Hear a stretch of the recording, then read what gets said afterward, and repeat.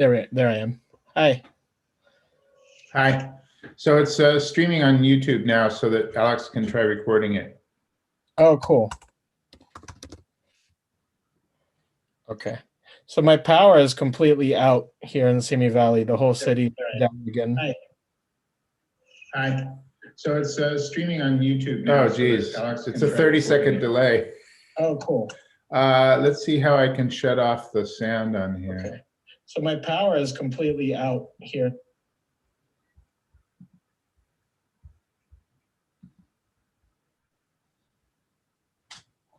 Can you hear me? Mm-hmm. Okay. You said your power is completely out? Yeah, my power is completely out, and I'm running everything off a battery right now. Okay. I plugged in a battery to my modem just to get internet. Where is Griffin, though? He'll probably join shortly.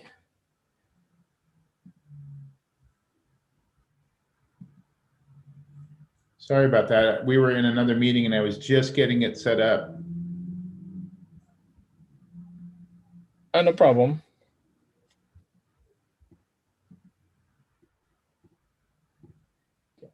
So you're now the host, Charles. Okay, thank you. You should make Peter the co-host in case you get knocked off. Yeah, I'm going to do that. Yeah, and I'm going to slowly form a better backdrop. I'm going to pull my green screen out and throw it behind here just to help a little bit. Plus, I got Jack. Plus, do it for Johnny. Do it for Johnny. Hey, Jack. Hi, Jack. Don't say that anywhere near the airport. Yeah, right. Do you hear him? He said hi. All right, I'm gonna push this table back, and I'm gonna grab the green screen real quick. So okay, I'll be around. So Charles, I guess a good issue would be if people in your neighborhood were freaking out about the fact that the power company has the right to turn off your electricity because they don't manage your infrastructure properly. Oh yeah, it's all over the message boards. Yeah, they hate it. I wonder what happened to Griffin, or was he ready to go? Well, he had some questions. That's why we came on a lot earlier. Let me text him. I'll let him know.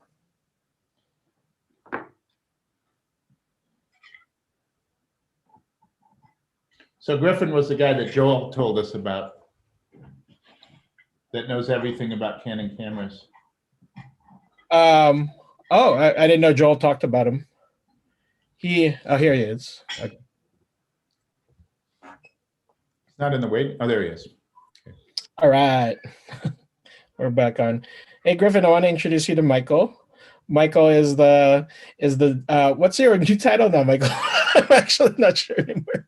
Now? I used to run Canon Burbank, but now I'm just a fellow, which basically means you're muted. Here we go. I'm unmuted basically now. Means I'm an overpaid advisor. Love that. Come on now. That's the position we all aspire for. Yeah, it took me a long time. It took me 40 years to get there. But wow. Michael knows everything and everyone in the movie industry. Lots of people.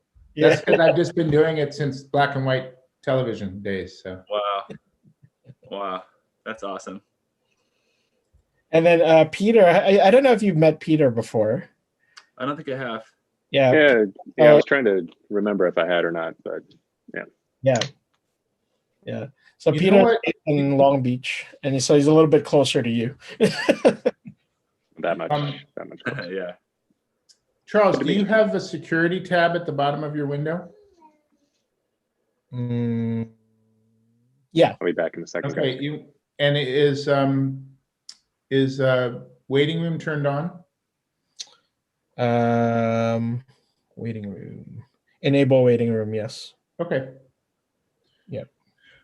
All right, well, carry on. I just wanted to make sure that the YouTube link was set. So guys, get ready for your meeting, and I'll just hang here. On Nice to meet you, another time, Griffin. yeah. On another time, Michael, I would love to learn how to turn on that YouTube link. The way you do it is when you start the meeting, if it was turned on, there's a little thing at the bottom that says more, and it lets you add the YouTube link. Oh, okay. Okay, so Is it okay if I share that link? no, because we're not using the YouTube link for the you can share the Zoom link. Okay, cool. If you go up to the upper left corner, there's a little shield. Mm-hmm. And if you click on that, there's a link that says invite link. If you send that link, it'll send them right to the Zoom meeting. Perfect. And you can share that with whoever you want. The reason we're doing the YouTube test today is because we're doing some panel discussions for Sundance. And we wanted to check to see if the Zoom video quality, recording the Zoom video, was better or worse doing it on YouTube. I don't think it's better. Do you have some clips to play today, Griffin? I can definitely play some, yeah. Okay, because if you want to, what we normally do is have people playing back off of YouTube and we just give them the link or Vimeo. Got it. Okay. Let me track down a few links. So share that in the chat with Charles, and then he can punch them in. Yeah. Cool. Give me a couple minutes and I'll track down a few of those links. Okay, no problem. Did you have any questions before you do that? That was mostly it. It was just kind of, are you going to be sort of prompting me through Yeah. this? Okay, cool. Or if it's more of a, okay, take it from here. Yeah, no. It'll be more of a conversation between you and I and the audience. So what my goal is for this type of class is that we want it to be a little bit more interactive. Yeah. And so, like people will be able to ask you questions as well. Very cool. Mm-hmm.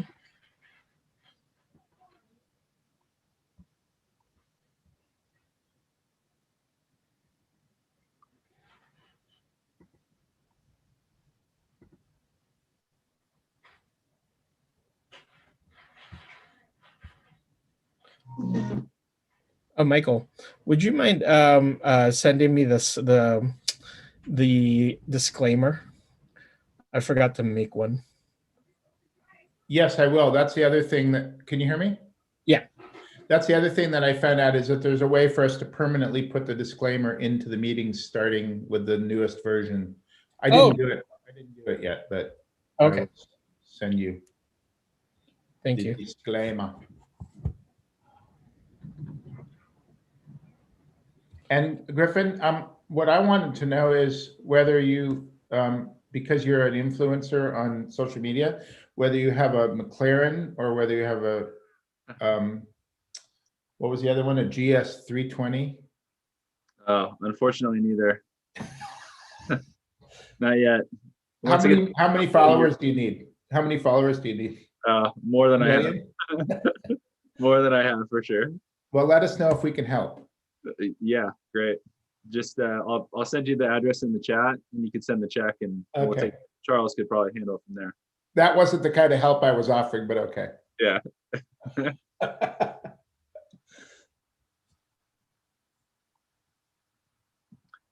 I'm tracking out a few of those links for you right now.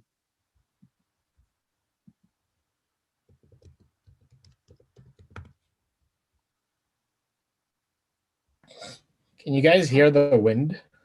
Yeah. Yeah, I can hear it out my window too. Oh, it's windy in Burbank? Oh, yeah. Oh, cool. Okay.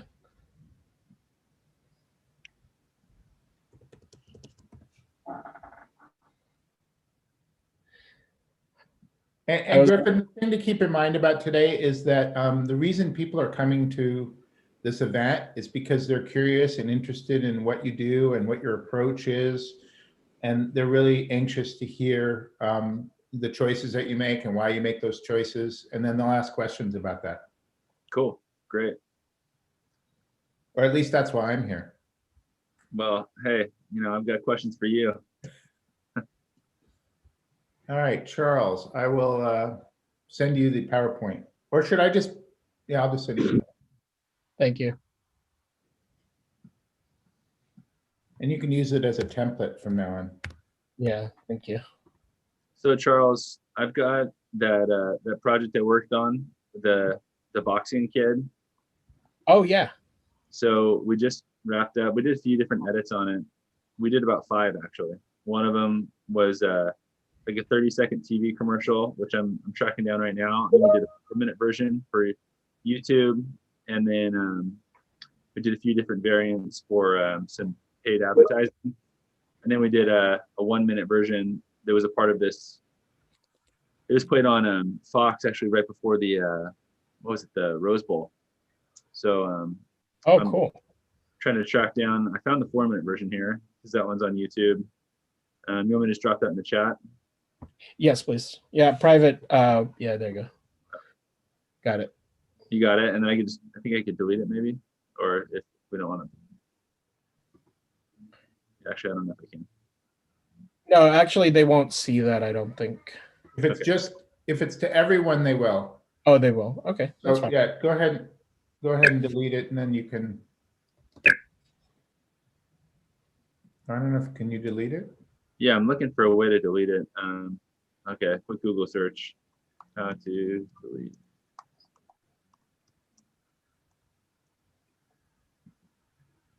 Charles, you got my link, right? I did. Thank you. I just downloaded. And the multi-dine got canceled or postponed to Friday? Postponed to Friday. Yeah. Saddleback got postponed to 3 weeks from now. And so, by the way, so like if you go to the office, you'll see all that gear set up. That's all for Saddleback in the MPR. I don't think anybody is going to be using that anytime soon. So I'm just going to leave it there. Yeah. No, but you got to get in the habit of sending an email. If you're going to do that, you got to get in the habit of sending an email to Peter and I.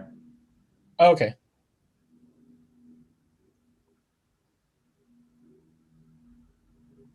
Peter is now responsible for the facility, the scheduling and stuff. Oh, got it.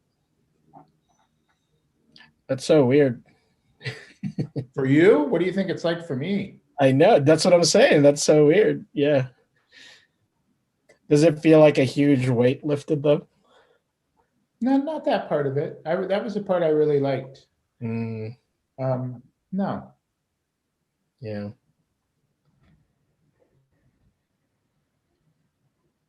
The part that feels like a big weight is all of the scrutiny and the reporting and all of the hell that Peter is. Oh, he's back. Never mind. I can hear everything. All of the hellish things, but I am being a good advisor to him and helping him, keeping him from going insane. Yeah, Michael's a beacon of light. Speaking of beacon of light, I'm gonna go change a diaper and then feed some little kid. So I'll be back in a second. Make sure you mute the scent. No way. No way. What a crappy situation here. It reminds me of that Bill Cosby routine where he was talking about when he had his first daughter, and they would change the diaper and go, look, the baby made the little poopy, and how cute is that? And then one day it was like, oh my God, that being made that smell. Such a bad thing. All right, I'll be back in a minute. Probiotics.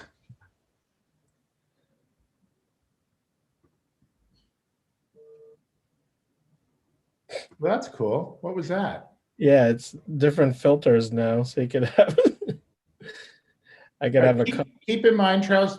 Keep in the back of your mind. Let the audience ask the questions. Let the audience engage with Griffin, and then you help them along. You prompt them if they need prompting. Sure. You know, I didn't even look to see what we had for attendance. I think we had 50, almost 60 RSVPs. I didn't check Meetup. Yeah. Yeah, when I posted about it, a lot of people were excited about it. Griffin's been really well liked in the forums. Um, I don't know why. Just kidding. He's muted. Oh, he's back. He Yeah, I heard can't you. stand that guy. Because he's a nice guy. He's a great guy. I'm gonna find you those links. Unfortunately, all my coolest stuff is still under NDA. Like I just shot this really epic music video in a Joshua Tree with Brooke Wow. from Hillsong Worship. It's for a song that's coming out in like a month. That was like front of my reel. Like I'll just play that as my reel. Like it was so cool, but that's not out yet. So I did. I think the 30-second version will be cool of that because I don't think we want to send people to go watch like a 4-minute thing in the middle of a talk. We do that. Yeah, we do that a lot. Okay. So if you wanted to share that 4-minute thing for the people to watch, it's okay. You know, it's not like the most ideal thing, but we do that a lot. I've got a short version of it, and then I could just I think you'll see a lot of the shots, and then I could talk about because this one's more of an ad. It's like the 30-second ad, and then we did the 4-minute version was more of like is basically taking that, stretching it out. It's for people that know the brand, they like the brand, and it became more of a brand piece more than an ad. So we got to put a little more into it. Everything wasn't so rushed. Whereas with this one, this was like it's a national TV commercial. You might actually see this ad on TV, Oh, cool. which was also a cool experience for me too, because that was one of my I think it was only my second national TV commercial, which was awesome. Oh, wow. Yeah.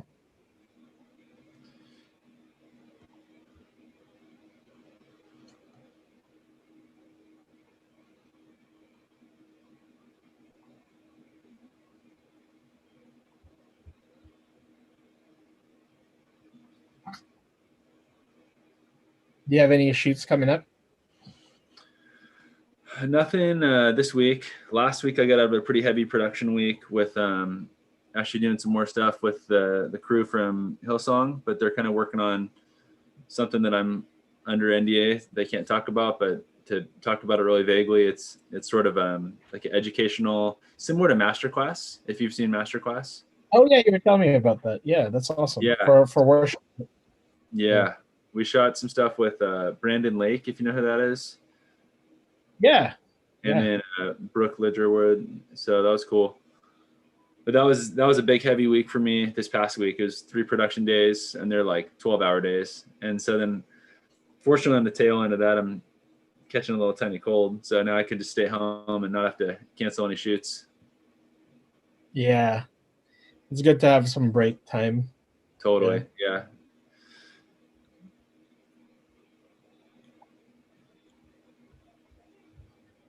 How much time do we got? We got about 9 minutes. I'm gonna go grab some water. I'll be right back. Cool. Gotta love Charles's photo there.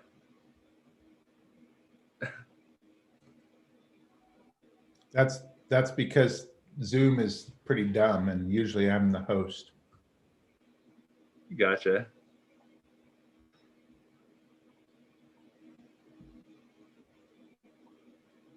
I wonder if there's a way to change it while we're in the meeting. That would be good. I think there is. Yeah.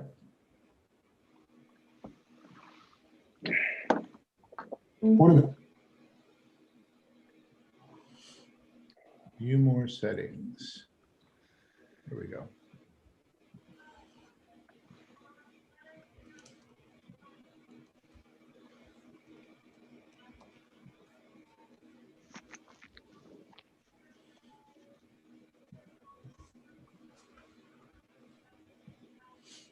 It's a little bit more corporate.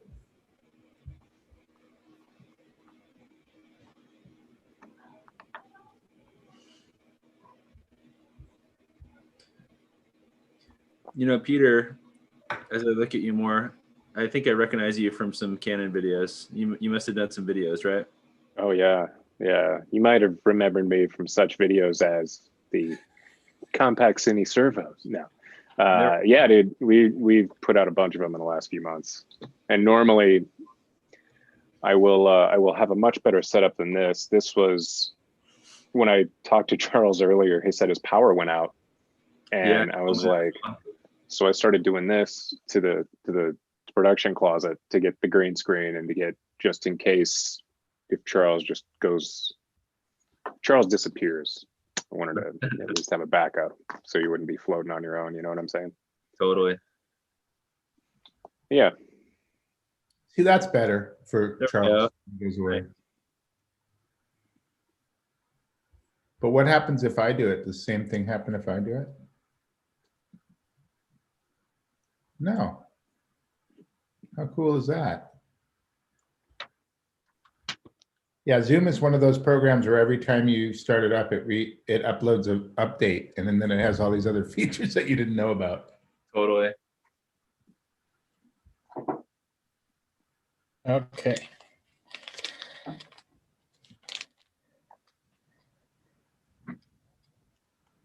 So Charles, did you see what comes up when you hit camera off? I did. I saw it just now. That's good. I'm glad that you could change the profile for each one. Yeah, so the disclaimer, I haven't tried it yet because we ran out of time today, but the disclaimer, you can upload a disclaimer, it looks like. So we'll just upload a generic disclaimer. I think it pops up before people approve the recording. I'll have to read about it a little bit. Okay.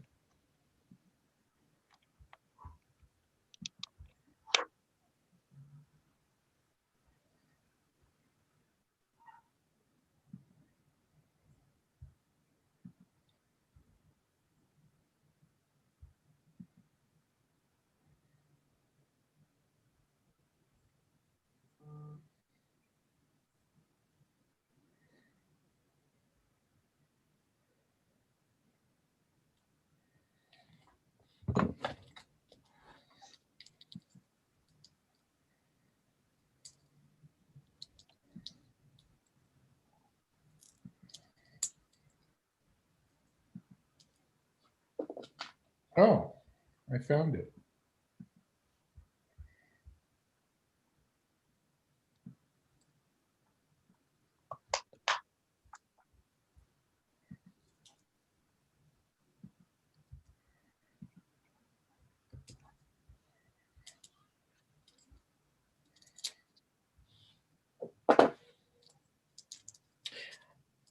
Oh, Griffin. I also got into a conversation with Kevin. Oh, cool. So we might have Kevin on the Zoom call as well at a later date. We haven't finalized the date, but Very cool. it'll be cool to go over lighting stuff with Kevin. Yeah, awesome. Yeah.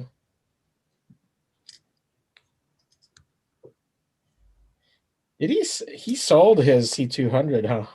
Yeah, he's on his pockets, and then he just rents in either like Reds or Alexas for his other projects, I think, a lot of the time. Yep. A lot of people are unloading their C200s right now. Yeah, I kind of was thinking about that, and I was like, man, they go so cheap. I wonder if I should just grab one because it's still such a good camera. It is, absolutely. It's got a lot of versatility. Yeah. And I think the thing that a lot of people complain about is like, yeah, it shoots raw and like they're huge files and stuff. But if you're shooting commercials, it doesn't really matter. You know, like you don't really mind the big files. You'd rather have a big file that like gives you a lot of flexibility in the grade. And then for your daily stuff, you could just shoot 1080 or even the 4K, just right onto SD cards. It's pretty manageable. So right.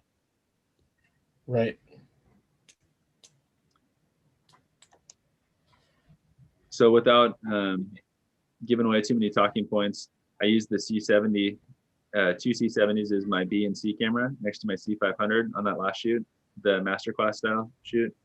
It was cool. I loved them. Image is really good. Files are a lot smaller. My only thing I didn't love was no SDI, because usually we just run SDIs straight from the camera back to the production monitor.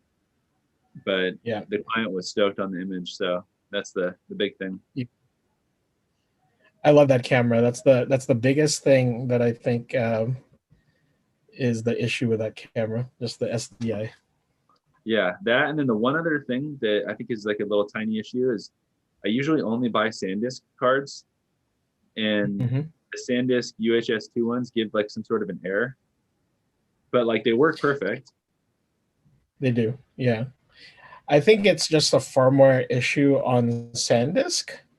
I don't know, because I've had that issue as well with another card, and that card said there was a firmware issue, and when they updated the firmware on those cards, it went away. So it's possible that that's another thing that SanDisk could do.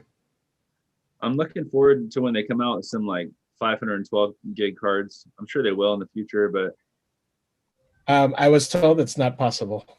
really, wow, okay, or even 256. I'm sure that's possible, right? 256. The only company. So there's a reason for it, and the reason for it is that to get it at that speed on the SD side, it's not possible to get it up to that speed at 512. So the chipset that they use inside the SD card is actually it's not capable, and it's extremely expensive to go to the other type of chipset, and they're not going to do that. Yeah, it's not Got it. not feasible. Yeah. Maybe So the highest that you get, I believe, is a 2. Yeah, Angelbird has a 256 card that's probably going to be the highest that you could get. So I used one of the cameras had a 256 Pro grade in it, and I don't know if it was the card's fault, but it gave us this weird thing when we use Hedge for offloading to like offload the 2 SSDs, and it crashed Finder on the computer that it was taking the card. So I don't know. We didn't have time to diagnose the problem, so I don't know if it was the card's fault or just a weird computer error, but it was kind of made me have the willies about using the Pro grades. And I've had a few issues with Lexars in the past, so I was like, maybe I just try to stick with SanDisk and even live with the fact that it's 128. Yeah, yeah. For this camera, yeah. I don't know. The Pro grades. I don't want to say, but anyway. Yeah, stick to SanDisk. Canon says good SanDisks are good. So yeah, cool. That's been my experience. I've never had issues with SanDisk. Like all the other cards, I always find for some reason, one reason or another, it's just something weird happens. And then another issue that we had was like on the actual physical card. I think one of them was a Lexar, like the little. The middle pin always bends. Yeah. And I think so the only so my the only card that doesn't do that, all the cards do that, by the way. So if you're not careful with how you handle the SD cards, that little divider will actually pop out. The only card that doesn't do that are the Sony Toughs. Got it. So the grade Sonys, and they're actually really fast, and they use the high-end chipset as well. But they're very expensive. Yeah. We're at 202, gentlemen. Oh, okay. Cool. Hey, Charles, I DM'd you that link to that, a private link to a video. I don't know if that works. I got it. Thank you. Cool. Yeah. Michael, did you want to do a welcome, or do you want me to just do the whole? That's a Peter call. Charles, Peter. Charles, why don't you take this is your show, man. Do it. Okay. Sounds good. Okay. So I will let everybody in.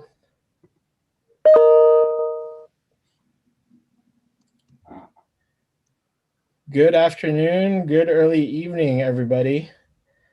Hope all all is well and safe. Welcome to Virtual Canon Burbank. My name is Charles LeBlanc, and I'm the senior trainer over here at Canon Burbank.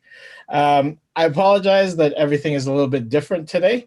The power completely went out in our city, and so I am currently running on batteries. I have a battery pack on my router just so we could do this Zoom call, and so I don't have my fancy cameras and my fancy lights today, unfortunately. But but thank you all so much for attending the class today. We have a very special guest in store for you.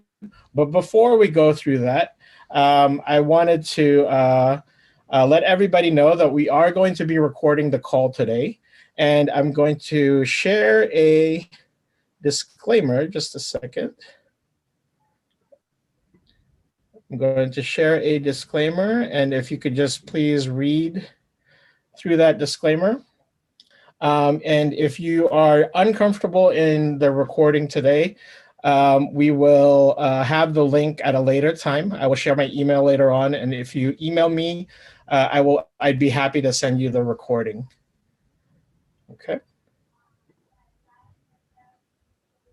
If you guys need to consult your attorney, I see my dad's on the call, and that's what he does for a profession. That's awesome. Very nice.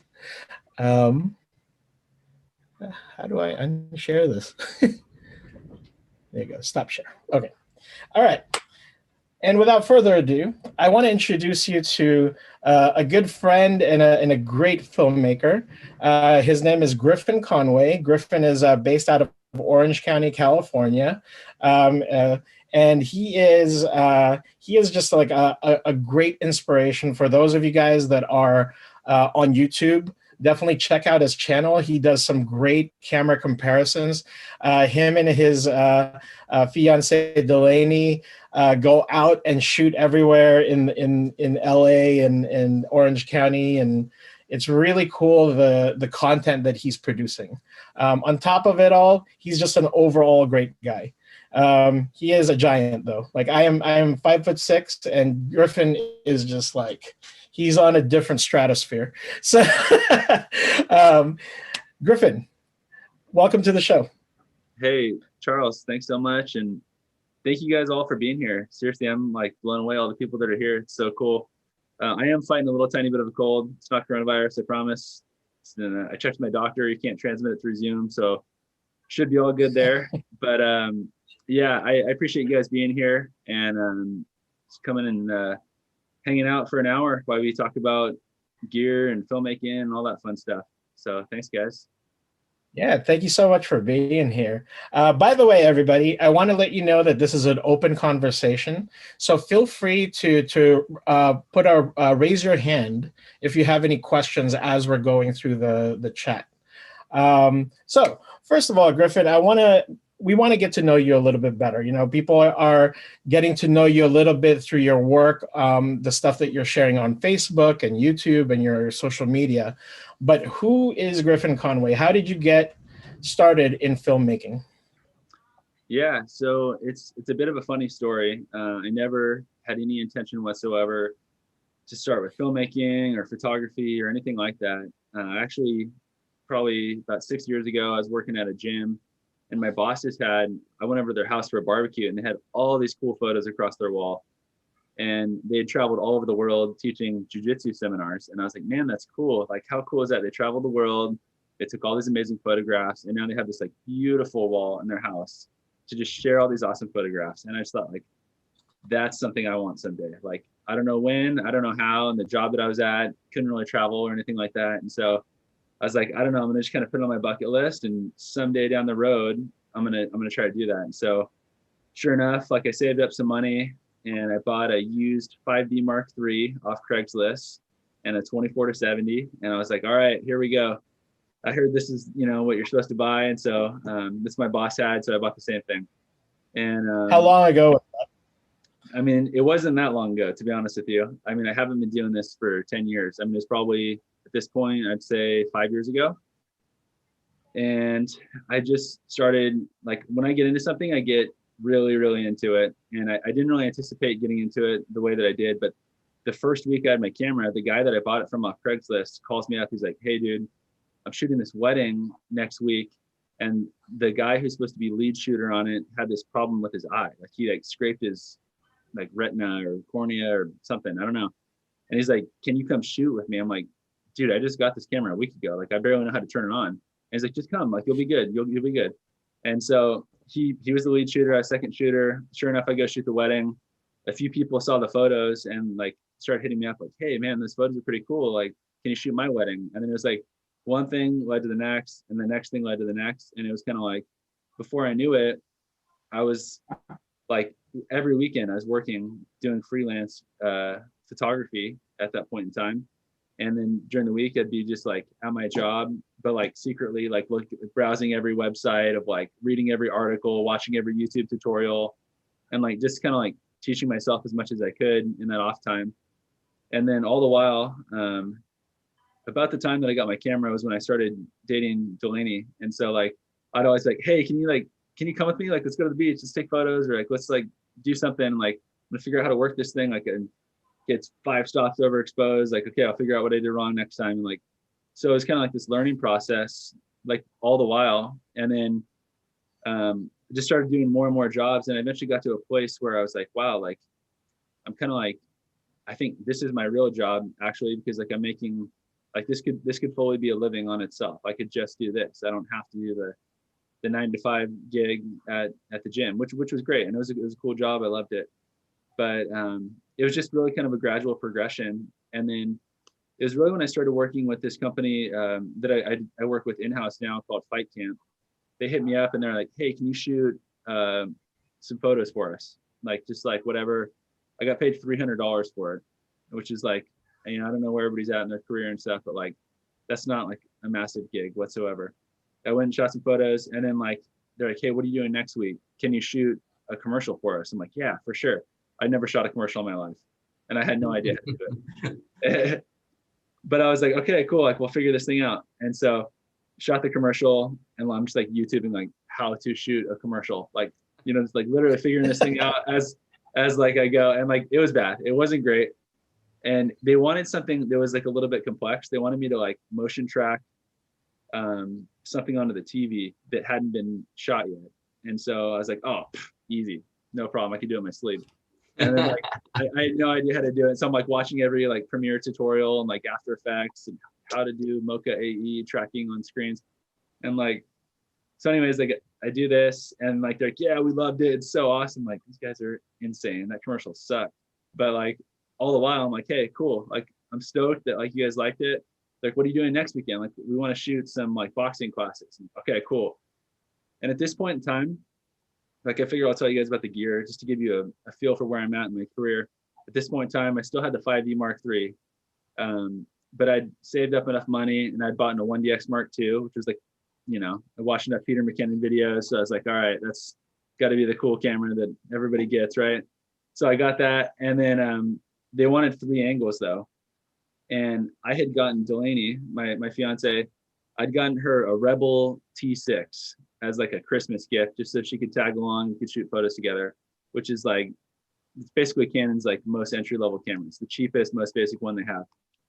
And all these cameras can't record longer than 30 minutes. And I'm recording a class that's an hour long, which is like, but I was like, yeah, like whatever, I'll just like use what I have, I'll figure it out. And so like ended up recording these classes and like the first ones weren't great, but like they were super cool and like they were stoked and like, hey, we want you to come back and like here's what we like. Maybe there's 1 or 2 things we can improve. And it was kind of through that consistent work that I was able to kind of grow a little bit and like expand the gear that I had. I eventually bought a C200 because it could record longer than 30 minutes and traded out the old Rebel T6. But you know, I started doing a lot of work with them, and then I ended up leaving the gym, working with them in-house, and then also running like a full-time production business on the side as well. So it's just been a really cool journey, so to speak, and a lot of blessings all through the way. And sometimes, you know, things seem like a bit of a stroke of luck and right place, right time kind of thing.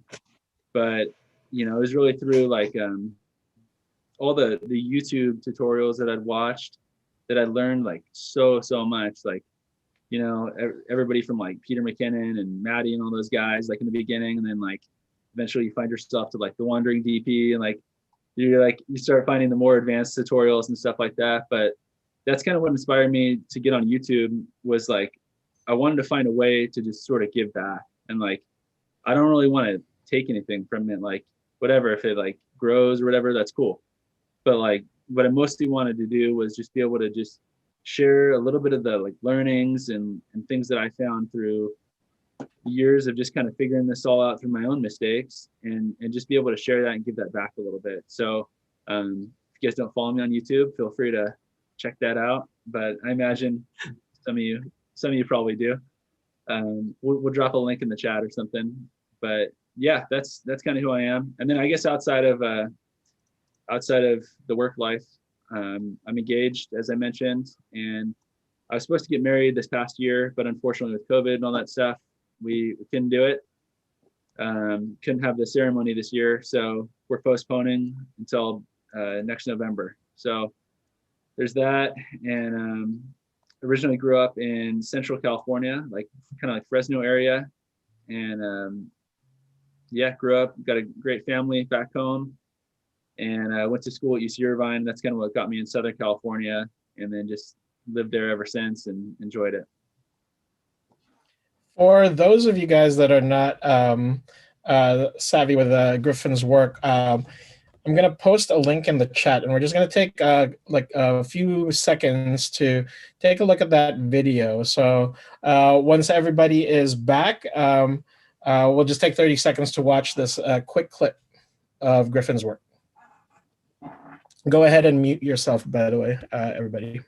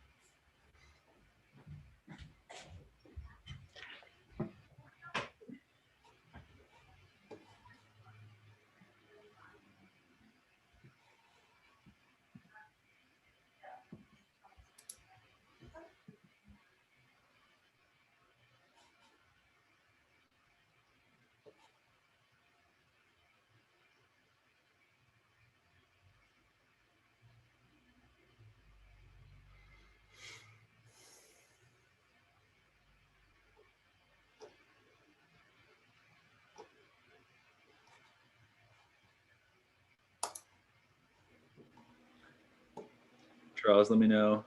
Let me know when I should hop back on.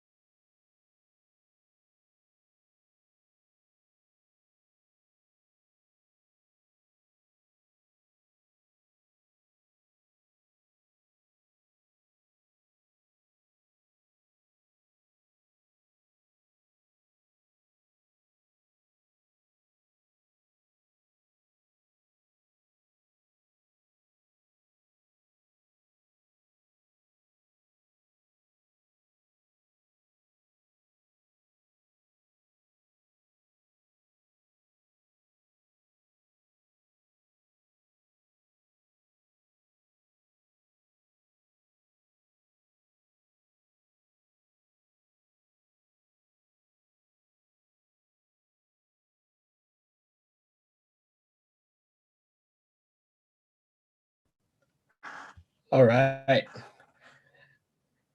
Anybody else still watching? Okay. Let's wait a couple more seconds.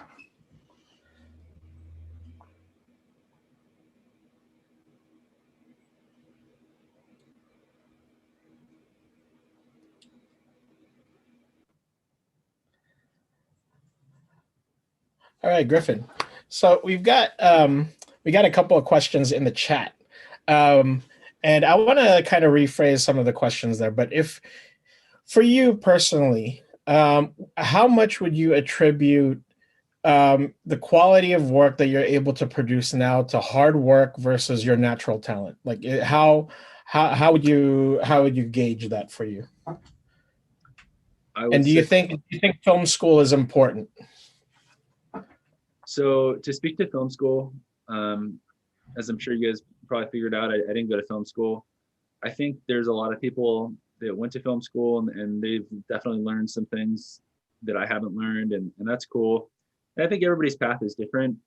Um, it's I think certain people can benefit from it, and I would say if you're really that self-starter type that like is really motivated and you're kind of good at networking, putting yourself out there, and even if you're just so with that stuff, I would say maybe you don't need to go to film school. And if you're the kind of person that's good at researching and good at problem solving, I think you'd probably be fine without it. At the same time, if maybe like your parents are gonna put you through school or something like that, and they're like, "Hey, do that or traditional school." I don't know if that's what you're into, then go for it. Because I think I was able to make a career out of it without it. So obviously my bias would be towards not going to film school, but then again, I'm not making like movies or anything like that. So maybe it would be beneficial. And then what was the other question? I'm sorry. So the other question was how much of your work would you attribute to natural talent versus hard work? So that's funny because if you know me, and if you worked with me, I've probably told you something like, I learn all the technical stuff about cameras because I don't view myself as super naturally talented. I really don't. And I'm being completely serious. When I started, I always thought like, I'm not creative. Like I don't really view myself as creative. Like there's people that are like good at painting and art and singing and music. And I really wasn't good at any of those things. And so like for me, like I would say it's all hard work. And I think it just work because not all of it's hard. Like a lot of it's fun work too. I enjoy all the stuff I do, and I think I'm just deeply, deeply passionate about it. Where like if you're really into something, you're obviously gonna put your focus there. And so like where your focus and your energy goes, like that's where the growth happens. So for me, I would say it's probably more leaning towards the hard work side, I guess. I think that natural talent is only natural after you put in the hard work. Exactly. um, so here's another question for you. So obviously you have Fight Camp now, and you're the in-house cinematographer for Fight Camp, and you do other things with like Hillsong and stuff like that. But before you got these jobs, how did you network yourself? How did you grow your client base? And do you have any tips on others that are starting out or are struggling, especially with these times where the clients are few and far between? And how are you floating when it was the lean times? Yeah. So just a super quick note. I'm actually one of the crew members there on the Fight Camp production team. So I'm head of production there, but we've got about 5 or 6 other guys that are outstanding cinematographers in their own right. Some of them are awesome at graphics, color grading, sound design, shooting, DPing. So the commercial that we dropped in was actually edited by one of my colleagues there, Dave Ruby, who I believe is on this call, but he's an outstanding editor. And to jump back to like kind of that whole networking thing, and I know you mentioned Hillsong, I would say like the best thing to do if you're looking to get work is start acting like you have work every week, like whatever that looks like for you. So like if you want to be shooting, say like one project a week, start shooting one project a week, even if nobody's paying you for it. Like, just go find something to shoot that you think is cool. Like, why I mentioned that guy Dave, who's one of my best friends now, is like, I met him at a job that I shot for free. Hillsong United was playing at the Staples Center. They've got this sold out, back when we used to have concerts. Remember those guys? But Yeah. yeah, they were playing at the Staples Center, and I happened to bump into the guitarist, who just like randomly, I bumped into him at Cheesecake Factory. I'm like, hey man, like, didn't I meet you before? Like, is your name Dylan? And like, he's like, yeah, cool. And so I ended up like asking him like, hey, could I just come shoot something for you guys for free? Like, I know you have that show coming up. Like, and then like when I showed up, I was just like, okay, I'm gonna just like do my very best here. And even if nothing directly comes from that, even if they don't like see like, wow, this guy shot this amazing video for me, I'm gonna hire him and he's gonna do our biggest projects. That didn't happen right away. But like fast forward about a year and a half later, I do get hired by them now, which is like, it's kind of funny how that all came full circle. And that's been the story. That's been true of basically every single one of my clients that I've ever done work for. It's like, you just got to kind of like start figuring out the work that you want to do. If you want to shoot gym promo videos or corporate videos or, commercials, whatever, like if you could go shoot like a spec ad for them, just like, most people aren't going to say no to like a free ad. Like, hey, can I come shoot something for you guys for free? I'll bring all my own gear, have a buddy come help me. We'll give you the video. If you like it, you can use it for free and you don't owe us anything. And if you don't like it, then just delete it. That's totally fine. And a lot of the times people will say, hey, that was really good. We actually had this other thing we wanted a video for as well. So that's kind of been the story for me, how I've gotten all my work. And there's people that are much better at things like, using like targeted Facebook ads to get business, which I did a little bit back in the day when I was shooting weddings, and that actually worked too. But what I found, the clients that I like the most are the ones that I get from just kind of putting myself out there, and then they're sort of like attracted to the work that I do. So the ones that I found that through like Facebook marketing and all that stuff, they were always like kind of like those clients that you guys don't really want, like the cheap ones. They're asking for discounts, and like they never really wanted to hire you in the first place, but like you had a good ad, so they hired you. So like, yeah, for me, I think just try your best to put yourself out there and try to shoot something every week, and then share that work, and eventually the work will come. Another good question is like, everybody's had this. I think everybody's had that client that is lowballing you, that is, just asking, 10 times more than what they want to pay. And so how do you deal with clients like that? Like, how do you say no? And how do you kind of maybe navigate them so that they understand the type of work that you do and the amount of time that you put into your work? Yeah. So the business side of things is actually something that I've spent quite a bit more time on than my filmmaking, actually, because I was managing gyms for about a decade before I ever started this stuff. So like, I think back to when I was at the gym, it was like, if you wanted to sign up, there's like price A, price B, and price C. And those were the options. It was like, depending on how many times a week you wanted to come. And it wasn't like anybody could just come in with, well, is that the best you can do? Or like, how about I pay half price? Like, that wasn't really an option. Same thing, like if you go to a restaurant, like you want to go get like a burger and a beer at your favorite burger place, burger's $12, beer's $4. And like, that's the price. It's not like, how about $3 for the beer? It's like, no, dude, like that's not the option. So it's always funny to me when creatives have this like, well, what's your budget? It's like, I don't really care what your budget is. Like, I know what my price is, and I'm going to tell you what my price is. It's a great price. It's a value for you. I'm going to bring it. I'm going to like bring all my gear, and like, I'm going to stay late and work hard and do my best. But like, I don't really change my price for anybody. Like, and that's not like to like be rigid or anything. It's just the way I like to explain it is like, hey, so my day rate is this. It comes with X, Y, and Z. My camera package, my lenses, and my lights, and it's a 10-hour day, and whatever else you need to explain. And then if you're doing pre-production on a project, I charge extra for that. And if you're doing post-production, I charge by how long the post-production is going to take. So like how many edits it's going to be. and how many you can estimate. You can say, based on that many edits, I think it'll take X amount of days. So the thing I don't do though is if they can't afford it, I just say, hey, no worries. Like I don't stop like or I don't say, well, I'm gonna bring out a smaller camera package to meet your budget. Like, why would I do that? It's gonna make my work look not as good. Like I already bought this camera for like 16 grand. Like, why am I gonna shoot on like a worse camera when I've got this one sitting in my office? Like I'm gonna bring that. Same thing with like my innovative cart, I'm not gonna charge you a rental fee on that, or like I'm not gonna bring my lights out now. Like the project's gonna look horrible with no lights. So like I don't want to do that. So I don't really want to degrade my work. So I just say, hey, like no worries at all. Like this is my rate. Like maybe we can make it a half day. That's a different thing.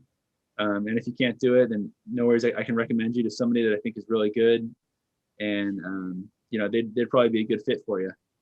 And when you guys, if you have a project in the future that's a little bit higher budget, where you could this might make sense for you guys, I'd be really stoked to work with you. And then I think people feel good too. They'll respect you a little bit more and say, okay, maybe I can't afford them on this one, but on that next one, I'm going to call them back. And then on the flip side of that, because I've done the opposite, where like, oh, what's your budget? Okay, well, our budget's $400. Okay, I'll do it, whatever. And then now you're the $400 guy, and they refer you to somebody else. Oh yeah, I paid $400 for that video. And then it's like, what are you going to charge them? $1,500 now? $5,000? No way. Like you already got locked into that price rate, and then now you're like, you shot that on some worse camera and you didn't bring your lights out because you wanted to whatever, you wanted to price yourself that way. And then it looks kind of lower quality too. So they start associating with you as being like lower quality, cheaper, fast turnaround. They can negotiate on price. It's like all those negative things that you didn't really want. Whereas like if you kind of just stuck to your guns, and maybe you're going to lose a few jobs, and that's okay. You don't want every single job. And if people are constantly saying no to your day rate, I would take a good hard look at your day rate and say like, is that a price that you're actually worth? Is it like what I always try to price myself at, and I probably underprice myself, but that's okay. I want when people hire me, they're like, that was insane. Like the value we get when we hire Griffin and all the stuff he brings and his experience, his knowledge, the gear, whatever, it's so much better than anything else you could get at that price. So it's like a no-brainer. And it's better to sort of add value like that than to take away value. So like I would rather add value by bringing extra gear, or like not necessarily working longer. Like I try to keep my day a 10-hour day, but if you need to bring extra stuff, or something that you already own like that, that's fine. Just add that value if you need to. That's sort of like you can do that to sweeten the deal and close the job. But I try to not drop my rate. That is an excellent. Those are like gold, guys. I hope you're listening in on that, because the other problem too is that when you lower your price, it also sets a precedent for future jobs, and it also kind of builds a reputation for yourself, just as Griffin was saying. And so everybody needs to try to level up in skill rather than lowering price and then gouging somebody else's work. And so when it comes to workflow, Griffin, I wanted to ask you, like with the film that we just saw, what was your process from conceptualizing what it was going to be to actually executing and planning for the day? And then kind of walk us through how that goes. Like how many days did you guys shoot that piece? How many days did you end up spending in post-production?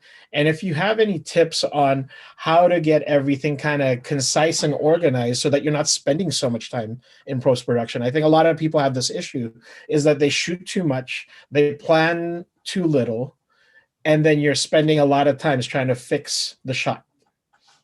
Totally. Yeah. Great questions.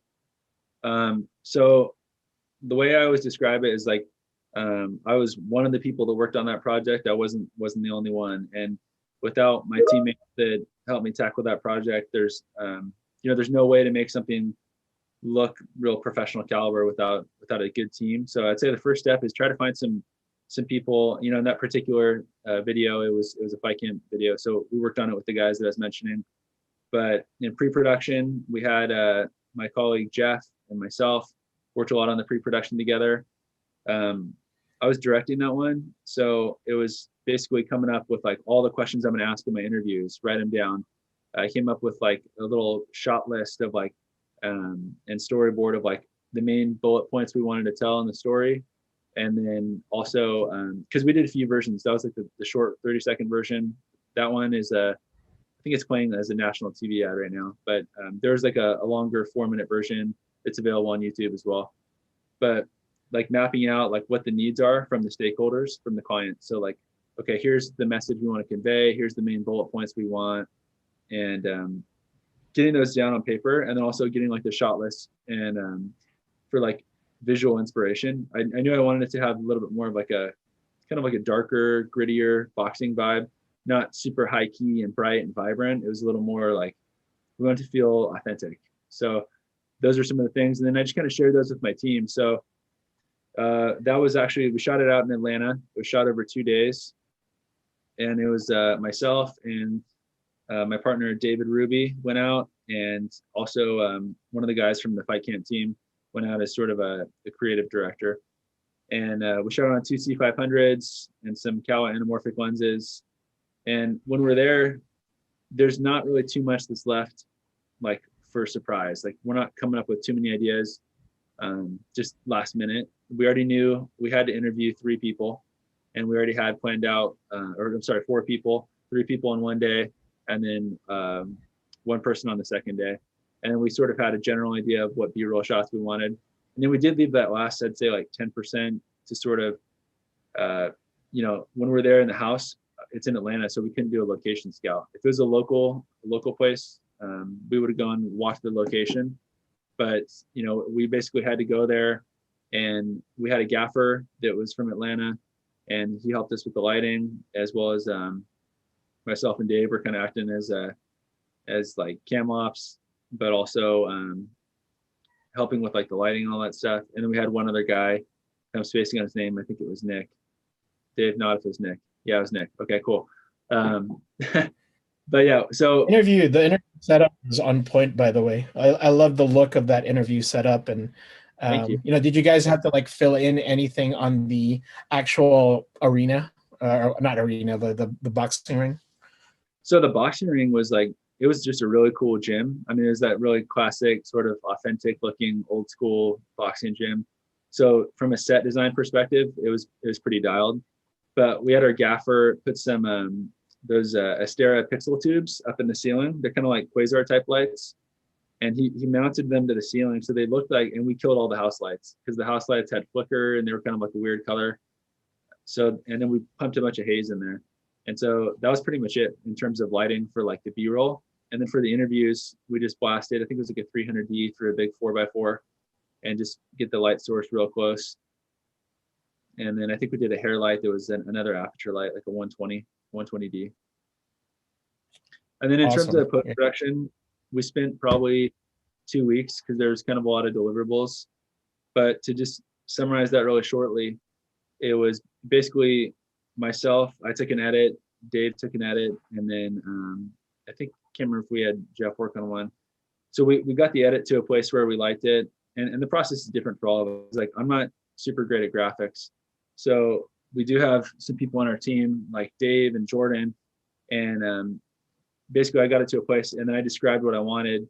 On a different edit, we had like all these motion graphics popping up, and I was like, okay, here's what I want at this place and that place. So then they handle graphics and they send it back to us. And then we send that off for color and then for sound design. So then the sound guy will put in like all the boxing hits and risers and whooshes and all that kind of stuff. And then the color does exactly that. He colors the project. And then there's a few rounds of revisions on that, but then we basically got it to a place where it was ready for TV. That's amazing. That's such a quick turnaround. That's about what, like 3 weeks from production to post. Yeah, that's a quick turnaround. Yeah. So here's a question for you. When you are on the conceptualizing phase of it, do you have are you working with a director, or are you the director when you're doing these mini documentaries? Yeah, so for this one, I was.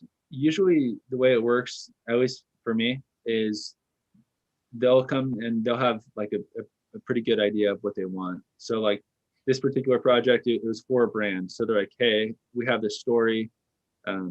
He's kind of known as Beast Kid, this kid who's just like this really gnarly little boxer, and he learned to fight using the product, using the at-home boxing. So that was the story. They're like, okay, we want you to tell that visually, however you want. You know, you could pick your lenses, you pick your lighting, like we don't care. You just make it look cool. And then, but the story elements were sort of predetermined. Like they're like, okay, what we want is we want you to tell the story of, you know, this kid, and then he goes, and him and his dad have this special connection, and then he gets good at boxing. Oh, is that me? Sorry. No. No, that was me. Yeah, go ahead. Sorry about that. But yeah, basically just telling the story of like, you know, how he learned to box, and he's got this special connection with his family, and through this at-home boxing, he was able to like, you know, get good at boxing and take a fight and ultimately win the fight. And then, so what I did is I can take that, and then I'll just sort of sit with it, and then I'll do a little bit of research. So like, since I never met him, we did a pre-production call with him, with the dad and the son, just to kind of like probe a little bit of questions and sort of get to know them more before we go and start trying to like tell the story. We want to first like listen for the story and like hear like who they are, what they're all about, because I don't want to portray a story that's not really accurate to who they are. And then also when you do that, you kind of break down those barriers a little bit. So they'll kind of get to know you a little more, and they'll trust you in the interview. They won't feel so nervous. And then maybe when you're doing that, you might find something that's actually more interesting than the thing that you thought you were going to tell. So that's kind of what happened for us. So we figured out who the characters were, and basically just with that, I came up with a list of pre-interview questions. That's awesome. When you were talking with the people, I mean, the father and son look pretty natural in front of the camera. Did you have to coach them at all, or were they just like they were just good with that? So they were definitely on the confident side, which helps, and that's a bit of an understatement. So, but I would say for someone who's not so confident, I think it's important to tell them, hey, you know, we're running 2 cameras. If you make a mistake, you say or ah, or can I take that again? No worries, that's totally okay. We'll cut that part out in the edit, and no one will ever see it. Usually when you tell people that, they're a little bit more like, okay, like I don't have to be perfect. And then the other thing that we usually tell them is, you know, I might ask you a question 2 or 3 times, and that's phrased a little bit differently to get them to say the thing that you actually want them to say. So I think like knowing ahead of time what you're actually looking for is kind of important. So then like you can kind of listen for those cues, and like maybe they told you the story that you wanted, but it was told over 60 seconds instead of 6 seconds, because like in a 30-second commercial, you know, you might have to really condense that down. And so like there's a few moments where we're like, hey, would you mind just saying the last part of that line again? Because like we'd be listening. They said the right thing, but it was just a little too long. So we say, would you mind just sort of saying, you know, and that was the moment I knew I was going to be good at boxing. You know, and some people are cool if you sort of feed them lines like that, if it's true and authentic to who they are. Like some people might not think that's accurate, but in my opinion, I think you're just sort of helping them deliver the line that they already said in a little bit more condensed way. But yeah, those were definitely confident. Yeah. Very cool. Maurice, go ahead and unmute your mic and feel free to ask your question. Check. Can you hear me? Yes. Oh, sweet. Go for it. Yeah, I wanted to know, when do you determine that, hey, this project we're going to do in Cinema Raw Light, and this project we're just going to use XFAVC? And then with that question, I kind of wanted to know, have you worked with the in-camera proxy workflow? And if you have, what has your experience been? Yeah, great questions. So, I mean, I'm assuming we're talking about the C500 here. I'm going to assume yes. If not, feel free to interrupt me. Oh, yeah. C500 Mark II. Because like with the C200, I would shoot 98% of what I shot in RAW, just because the image was so much better. Like it looks so amazing in RAW, and then the 8-bit is good for like simple web stuff. But with the C500, the 10-bit is really good. That whole commercial that it's running right now on national television, we shot in 10-bit.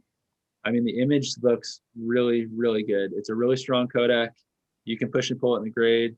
I mean, it's got plenty of information, and then the files are like less than half the size. So it's a pretty huge win. And then on top of that, it performs a little better in low light too. Like if you're shooting in a situation maybe that's really dark and like a low key environment, the built-in noise reduction is really good. And the cinema raw light, it looks amazing as long as you have time to denoise it. It looks incredible. So like, for example, we shot a commercial the week before that, and I shot the whole thing in the 5.9K raw. And that's because we wanted it was more like shorter controlled takes. We wanted the maximum flexibility. And I think if you want the maximum, that is the maximum. Like it's 12-bit raw. It looks incredible. But the 10-bit, because we were shooting so much footage, it allowed us to be able to shoot more, make sure we didn't miss any of those sort of authentic in between moments. And also these interviews we're running were like always 30 minutes or longer. So, that's going to be like, you're talking the difference between maybe 2 terabytes for a project or 5 terabytes. So it just kind of makes it a little easier at the end of the day when you're doing the data wrangling to shoot in the 10-bit. And then Excellent question. The other one was on proxies. Yeah. So I use the in-camera proxies, and there was an update with the C500 where it'll shoot proxies with the 4K 10-bit as well, which is really nice. So I always shoot proxies, and I mean, I edit Premiere. It's pretty easy to link it up. I don't know of a way when you shoot in 60p to get proxies to link up. So I'll usually, like, because the way I do it is I'll conform the footage to 2398, and so then the proxies are not conformed. But most of the time I'm shooting 24p anyway, so that's nice that that's built in. Very cool. And Griffin, if you wouldn't mind sharing, what are you shooting with now? Like what cameras, how many, and what purposes do you shoot with each camera? So my main camera is the C500 Mark II, and I bought that right before this big project that I had coming up. And it was kind of like one of the bigger client contracts I'd secured on my own. I was like, okay, like I've been looking at that C500 and full frame, so sick. Like, and I was like, all right, I'm just pulling the trigger. So I bought it, and I couldn't be happier, to be honest. I mean, it's sort of the camera that you can throw at any situation. And for my style of work, a lot of the times it is in that commercial setting where you want that really high quality, on jobs like where we might run in an Alexa Mini or something like that. We'll just shoot it on the C500 now a lot of the times because the image is really solid. But then also it's got the versatility where if you're sort of like a 2-man camera crew, you can go run around and shoot a documentary like the one that we worked on, where myself and Dave were just shooting on C500s, and you can just sort of go handheld. We're shooting onto the back of moving cars. We're shooting in boxing gyms and a small little garage gym. So it's really small, like whereas like some of these jobs, you can't have a big old easy rig with you and like an Alexa Mini. So it's got that production quality where you could shoot these like really high caliber jobs, but also in a smaller form factor if you want it to be. So that was one of the things I really liked about it. But then moving down from there, I just picked up the C70. That's what is actually filming me right here. It's cool. I just did a bunch of testing with it, and I used it on my first production this past weekend. But that camera is amazing. I mean, with the speed booster on it, I mean, for a camera you're getting for like $6,000, it looks exactly like the C500 Mark II a lot of the times. I mean, there's a little bit of extra sauce in the C500 Mark II, I think, but I mean, it's amazing. Like this camera, and I tested it in all sorts of situations, and I really like it a lot. And then my main photo camera is the 1DX Mark III. I use that for some video, especially because the autofocus is so incredible. But that's my main stills photography camera, and I just love how durable and like weather sealed that one is. I had a 1DX Mark II in a water housing out in the Bahamas one time, and it actually popped open, and the whole water housing flooded with water, and the 1DX Mark II was totally fine. Like the whole thing was underwater, and so ever since then, I was like, okay, I'll always own a 1DX as my main camera. That's amazing. Yeah, I'm surprised I was still kicking after that. Trust me, me too. And then in the studio for Fight Camp, we've got 4 C200s in there. And the reason we run the C200s is because it's got we shoot 1080, for like the multicam stuff. And we just run like 100-foot SDI cables from the camera to the switcher. So that's why we use that camera. That's awesome. Griffin, Michael Grugel has a question. Do you want to ask the question, Michael, or do you want me to just read off the question? You can feel free to unmute your mic if you like.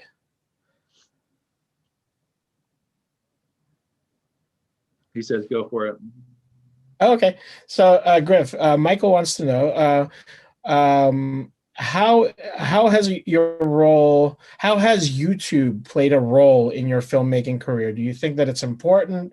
Do you see that that you're getting more clients because of it? Are you able to monetize your YouTube channel yet? Yeah. So yes, I am able to monetize it, and it can pay for like this SD card.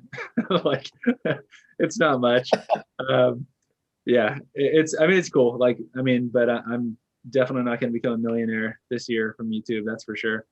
But, you know, I think for me, as I kind of mentioned earlier, I wanted to start it not even to make money or anything like that, or to get clients. It was just to basically give back, like just a little tiny sliver of all that I've taken from YouTube. Like, I have learned literally my whole career. I didn't go to film school. I learned everything I know for free. And, you know, I'm just like eternally grateful to all the people that put their work out there that would just want to help people. And so that's what I want to do, you know, be it through camera testing, or, you know, I want to put more breakdowns of productions on there as well. And just hopefully somebody can, you know, hopefully take a little bit of the things I've learned from making all kinds of mistakes over the years, and be able to apply that in their own work. I picked up a little bit of work from it, and I think it's, you know, it's been helpful in some ways. I think more so in like networking within the sort of camera world, like meeting Charles, for example. And I made friends with a guy at a rental house at Evidence Rentals through YouTube, and they've been an outstanding help for me. But, you know, I would say it's more so like, I don't have any clients that really subscribe to me on YouTube and they're like, oh, we saw you and like, that's so cool, we want to hire you now. I'm not really there yet, and like maybe someday in the future.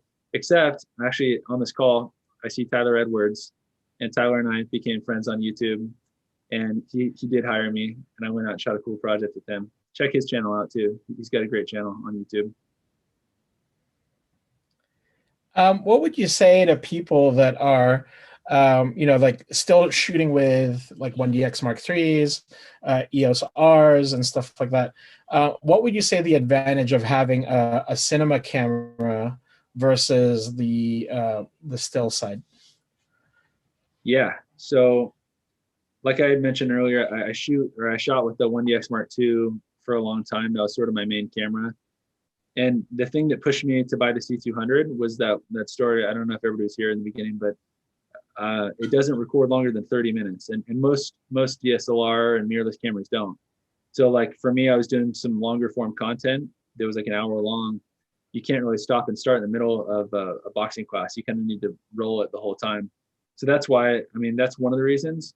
But I would say the biggest reason now of like, because if you look at the 1DX Mark III in RAW versus the C500 in RAW, I mean, they both look incredible. You know, I did a comparison on my channel, and the image it's more than good enough for probably 98% of the work that I do. But the biggest thing is like the file size, and then the ergonomics are the two biggest things that made me want to get the C500. It's set up like a proper video camera. It's got a top handle, it's got a side handle, it's got all the exposure tools you need. It's got the waveform, it's got histogram, it's got zebras, it's got built-in ND filters. So it's like all that stuff that you need, instead of having to like rig out your DSLR with like a variable ND and find a top handle from small rig. Like it's all built in. It's all ready to rock and roll. So that's why I like it. And then also the files, you can just, at least on my computer, and I don't have like an amazing computer, it's just like a 2019 MacBook Pro. You can literally bring the files in right into Premiere and start editing right away. You don't have to transcode. You don't have to use proxies if you don't want to. And if it's just something really quick, you're trying to get out the door. So for me, those were the two main things that pushed me to get the C500. Tyler, you had a question. Go ahead and unmute and ask away. Thanks, Charles. Hey, Griff. I know you have you have the 1DX Mark III experience with the 1DX Mark III and the C70 in conjunction with the C500 Mark II. And my question is, with the C70 coming out, especially with the speed booster kind of giving you a more full frame field of view, have you found that you've been putting down the 1DX Mark III in situations where you don't need RAW? Have you found that you've been putting the 1DX Mark III aside a little bit more in favor of the Canon C70? Yeah. Well, first of all, good to see you, Tyler. Yeah, I mean, the C70, I just used it on 2 projects as in the last week as a B camera to the C500. And with the speed booster, it's this, you got to do a little bit of this weird math, but to put it really simply, if you want the images to look the same, shoot 1 stop lower on your ISO on the C70 and open the iris up 1 more stop. So if you're shooting at like 1.4 on your C500 at ISO 800, then on the C70 you shoot at ISO 400 f1.0. And I don't understand the like math and physics and science behind it, but that's just what you do to make it look the same. And then you can look at the images and they look really similar. So I mean, almost identical. Where like for me, when I do like on this one project I'm working on, you don't even have to do any color corrections to make the A cam and B cam look the same. Like it just looks the same already. So with the 1DX, the same is true. The only difference is you pay a pretty big penalty in file size. So like if you're going to record a 30-minute interview, that's going to be a 512 gigabyte file on the 1DX. Whereas with the C70, I mean, I did a lot of testing, and from what I can tell, the RAW, I'm sorry, it doesn't have RAW, but the long GOP versus the all-I codec, they almost look the same to me. And so maybe it's going to be like 100 gigs on the C70 where it's 500 gigs on the 1DX Mark III. And on top of that, it's easier to edit the C70 files. So, I mean, yeah, probably 9 out of 10 times I'm going to use the C70 as the B cam. But the one circumstance that I would say I would grab the 1DX, and I'll always have a 1DX, is if you're doing stuff like outdoors. You know, we're hoping to go up to the mountains, you know, in the next couple of weeks here, and it's going to be snowing. If you're wet and it's like, you know, you're going to be in the elements, it's like weather sealed like nobody's business. So I know you've got one, but like, you know that, but like, I mean, you could literally abuse that thing and it's like, it's not going to die on you ever. Whereas the C70, it does seem like probably the most weather sealed cinema camera that I've shot with. And I think, Charles, correct me if I'm wrong, but I think it is weather sealed, or did they say that? Yeah. All of our cameras have some sort of weather sealing on it. You know, some more than others, like the 1DX. So obviously on the cinema side, you do have fans, but they are sealed off from the sensor. But definitely, if you're going to use a cinema camera, put covering on it. Yeah, for sure. And like, I think back to this time that I was in Iceland, where I brought my 1DX and I brought my C200. I bought one of those covers from like Porter Brace or whatever it's called. And it's like this like cover that goes over your camera. So if it's raining and all that stuff, then you're going to be okay. The 1DX, I just like brought that thing around. I was like standing right next to a waterfall. The whole thing's covered with water and I never worry about it. So for those types of circumstances, you know, if you're hiking up a mountain or something, I'd still take the 1DX. Absolutely. Braxton, you have a question. Go ahead and unmute your mic. Hey, wow, so cool to be talking to you. I'm used to reading y'all's posts in the Canon Filmmaker, all the filmmaker groups that we're a part of, or that y'all are a part of. Griffin, man, you're awesome. And it's weird to see all of y'all, Tyler and everybody. Quick question. When it comes to the battery life of the C500 Mark II, did you get it with the extension? And how are you handling the battery need? You know what I mean? For sure. If you're on a Yep. long shoot, yeah. By the way, before I let you go, has Tyler posted that video that y'all collabed on? I think he did. Yeah. Okay, I'm gonna go check that out after this. But anyway, thank you. For sure. Yeah. Hey, Braxton, man, it's good to sort of chat with you, man. I always see you on the forums and in the comments and stuff. Hold up one sec.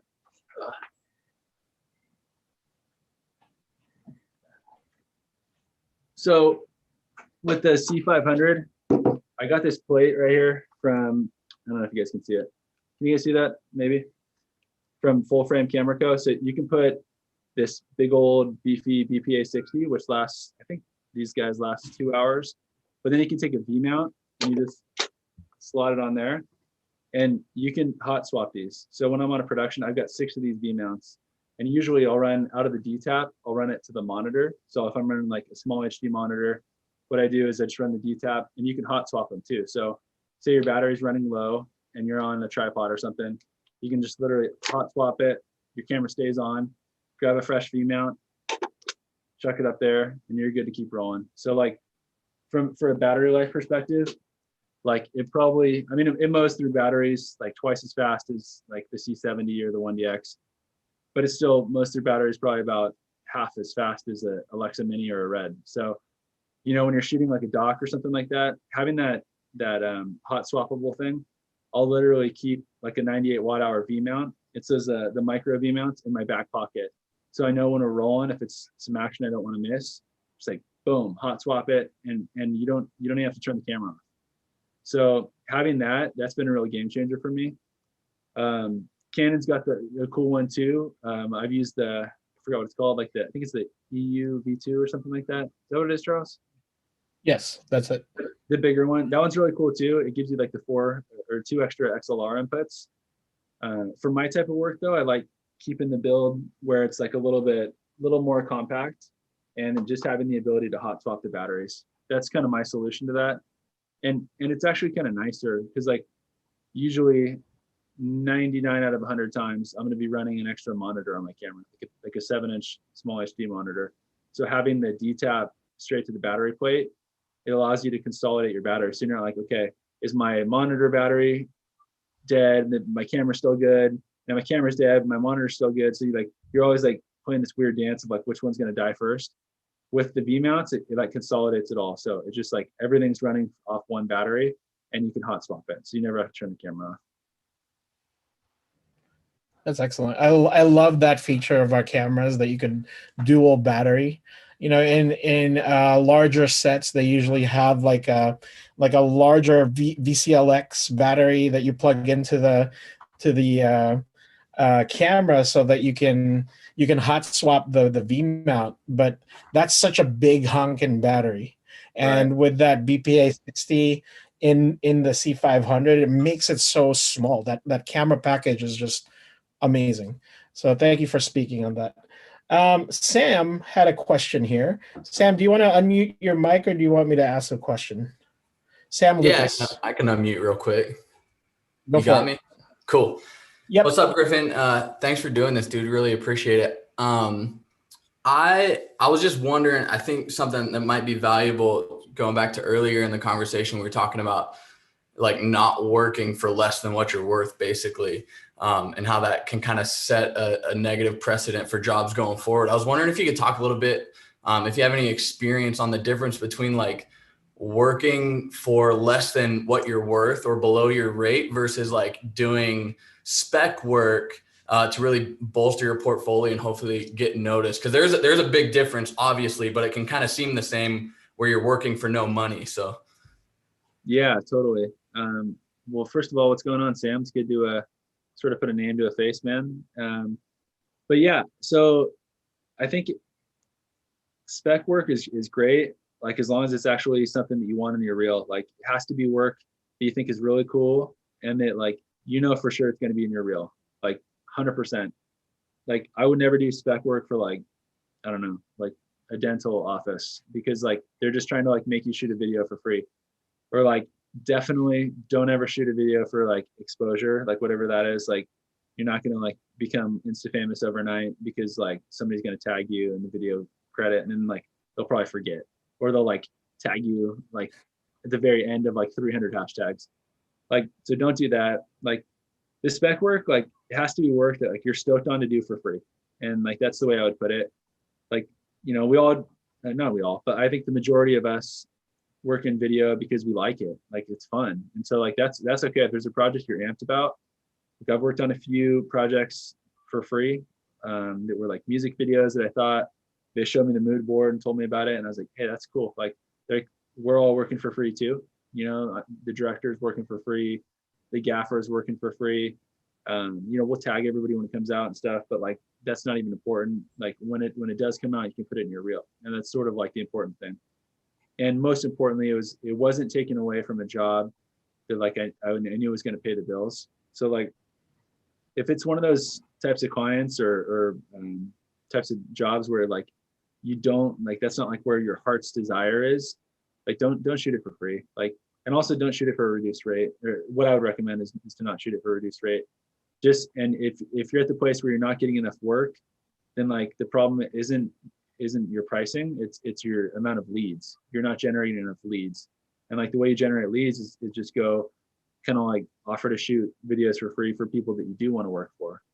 And so like I would recommend just like I said, if you want to shoot a video a week, go start shooting a video a week, even if it's for free. And then eventually those people will start paying you.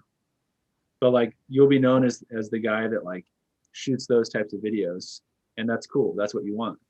And conversely, if you shoot like the videos that you don't want, then that's the type of work you'll start to attract. For sure. Thanks, dude. Thanks, man. Stefan had a question about the R5 and the C500. Have you shot with the R5 yet? Yeah, sorry, I forgot to mention that. We have that one at Fight Camp. So yeah, Fight Camp, but I've shot with it a ton. Yeah. So how do you like shooting with that in comparison to C500? Have you seen like a good A/B camera option for that? Yeah, so I've got a test on my channel where I kind of do side by sides and all that good stuff. I think I do, right? Do I? I don't know. Maybe I do. But yeah, so the R5 is like, it's kind of funny because I'm gonna be just brutally honest here. I hated it the first time I shot with it for multiple reasons.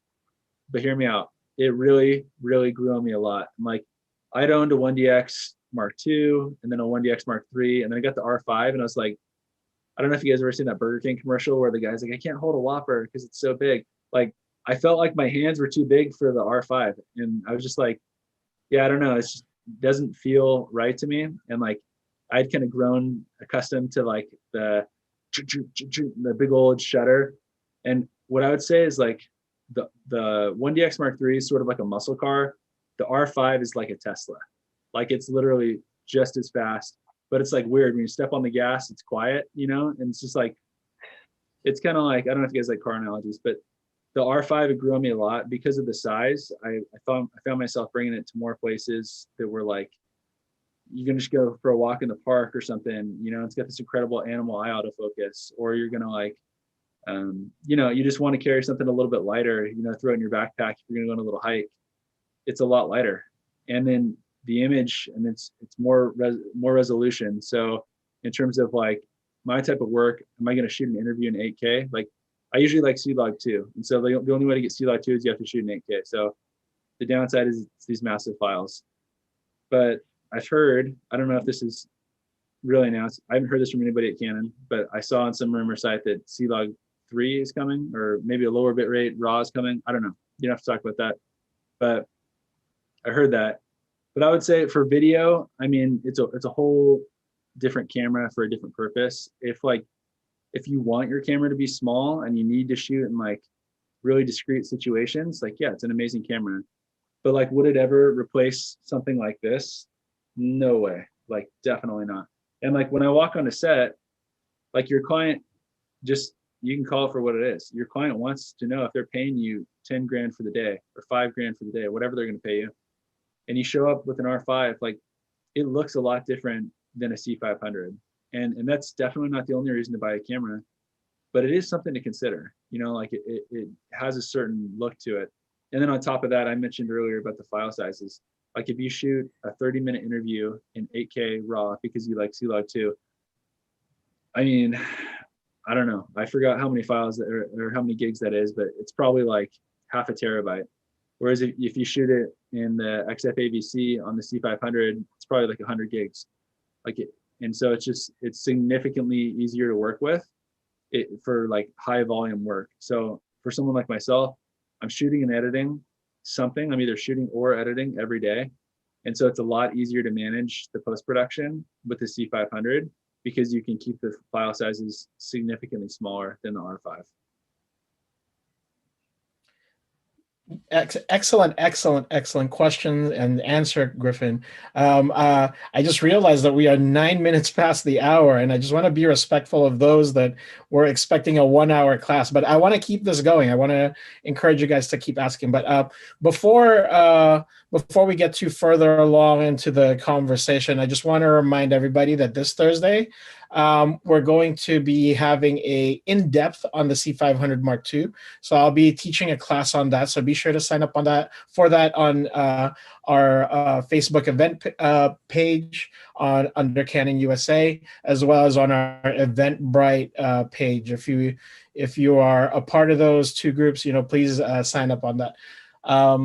But for those of you guys that we're expecting a 1 hour class, wanted to let you know that you're free to go.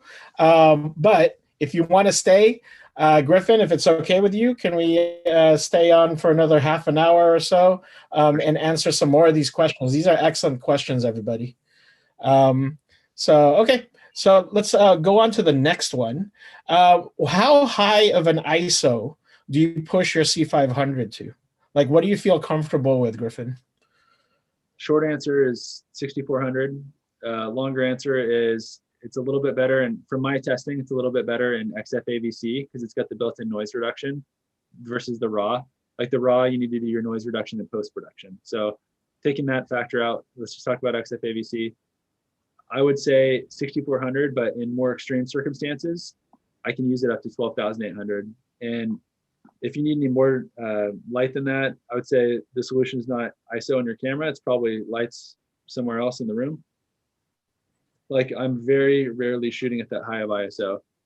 Personally, what I like to do is I'll shoot one stop below the native ISO. So I'll shoot at ISO 400 a lot of the times if there's not highlights in the window. So if you're shooting indoors and there's a big window in the background, I'll shoot at ISO 800. Or if you're shooting outdoors in the middle of the day, I'll shoot at ISO 800.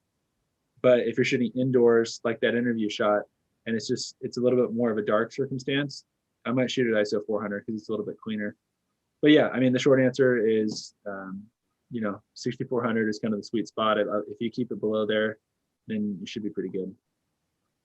Awesome. Brian asks, when it comes to time to shoot 120 frames per second, what's your go-to camera? C70, 1000%. The C70 is so sick at 120. I mean, the 1DX Mark III is actually really incredible too. The only downside for me is I really like C-Log 2 because it's got the most dynamic range. And then also, as I work with all these other Canon cameras, like everybody shoots C-Log 2 in the production. And then it's like if you have to mix in some 120 footage that's C-Log 1 on the 1DX Mark III, you have to like tell whoever's doing the edit, oh yeah, by the way, that one's a little bit, it's not as flat. So like, use this different LUT with it, use these tweaks or whatever. And so it's just a little more of a complicated workflow. But with the C70, I mean, the image, it looks perfect. It looks incredible. It looks just like the other C-Log 2 footage. So that's really cool for me. And that's one of the main reasons I got the C70 was because how good the 120 is. And with I shoot a lot of boxing content. So having that 120, it's really nice for that. You can just drop it right in the project and it looks the same as all the other footage. That's awesome. Yeah. Have you noticed any latency on the HDMI? Are you monitoring the C70 externally, or are you using the built-in touchscreen? Yeah, so I do use the little built-in touchscreen if I'm just gonna if I really want that small form factor. But in basically any production that's any paid production, like not like just me walking around like filming Delaney and my dog, I put a monitor on top. And I don't know what kind of magic they have, but it doesn't seem like it has the same latency as all my other HDMI cameras. Like the other cameras, if you sort of do like a little whip pan thing like that, you'll notice a little bit of lag on your actual monitor. I noticed significantly less when using the HDMI out of the C70. I don't know the technical reason, and Charles probably knows, but it seems like there's a lot less. The C70 has has the fastest processor we've ever made, and so this adds to a lot less latency. It adds to features on the C70 that is similar to the C300, for instance, and so you're definitely going to notice a much improved image output out of the HDMI. And so, yeah, great question. If you were upgrading from a 1DX Mark II, would you buy a C300 or a C70? It depends on the work.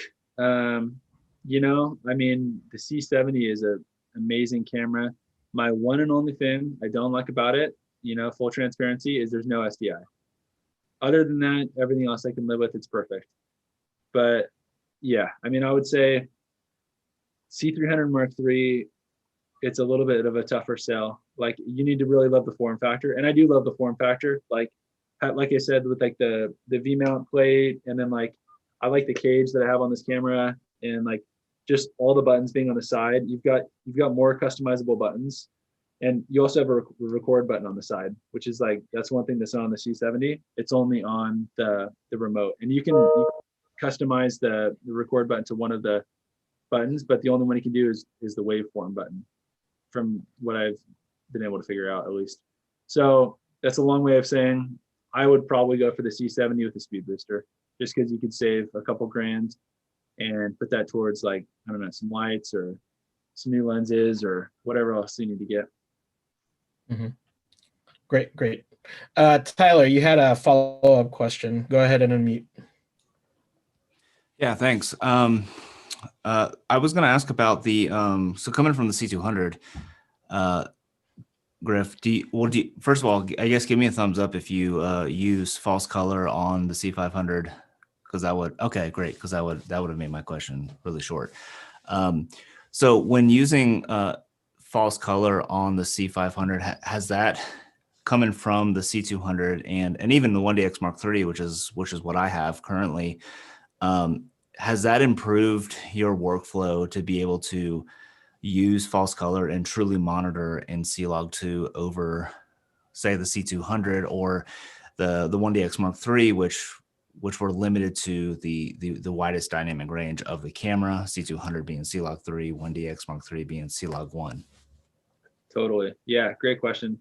That's been a huge workflow improvement for me. And also, like, on top of that, like, client monitoring on set too. Like, you want to run a custom LUT from your camera, do it, and it looks how it's supposed to look, because it's like, as it's that super flat C-Log2 image. And then monitoring with the false color, I use it on 100% of my paid work. I always use it, especially for interview shots. The guys I work with, like Dave, who's on this call, he always sees me using my false color.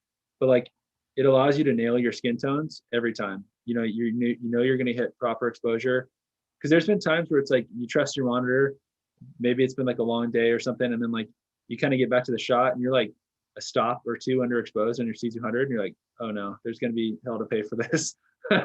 And so, like, if you have to boost it in post, like, it doesn't look great, you know. And so with the C500 and then the C70, I use the false color all the time, and it makes sure you hit your exposure. So yeah, I think it's a great improvement.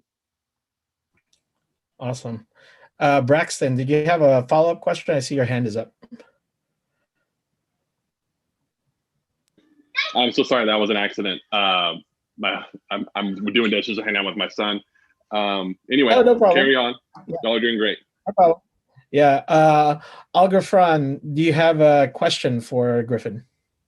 Yeah. So I'm doing a fitness video like in a month. So my question to Griffin is, what kind of framing and movements you would keep in mind for the video throughout? Thanks. Yeah, thanks a lot. So I think it depends. A good thing to do is, what I like to do is ask the client, hey, are there any videos you've seen that you think are really cool? And maybe it's like these really cinematic, slow push-ins and all that stuff. And then if that's what they send you and you're like, oh, it's going to be like whip pan, crazy, like shaky handheld stuff, like it allows you to kind of narrow in on that vision a little bit.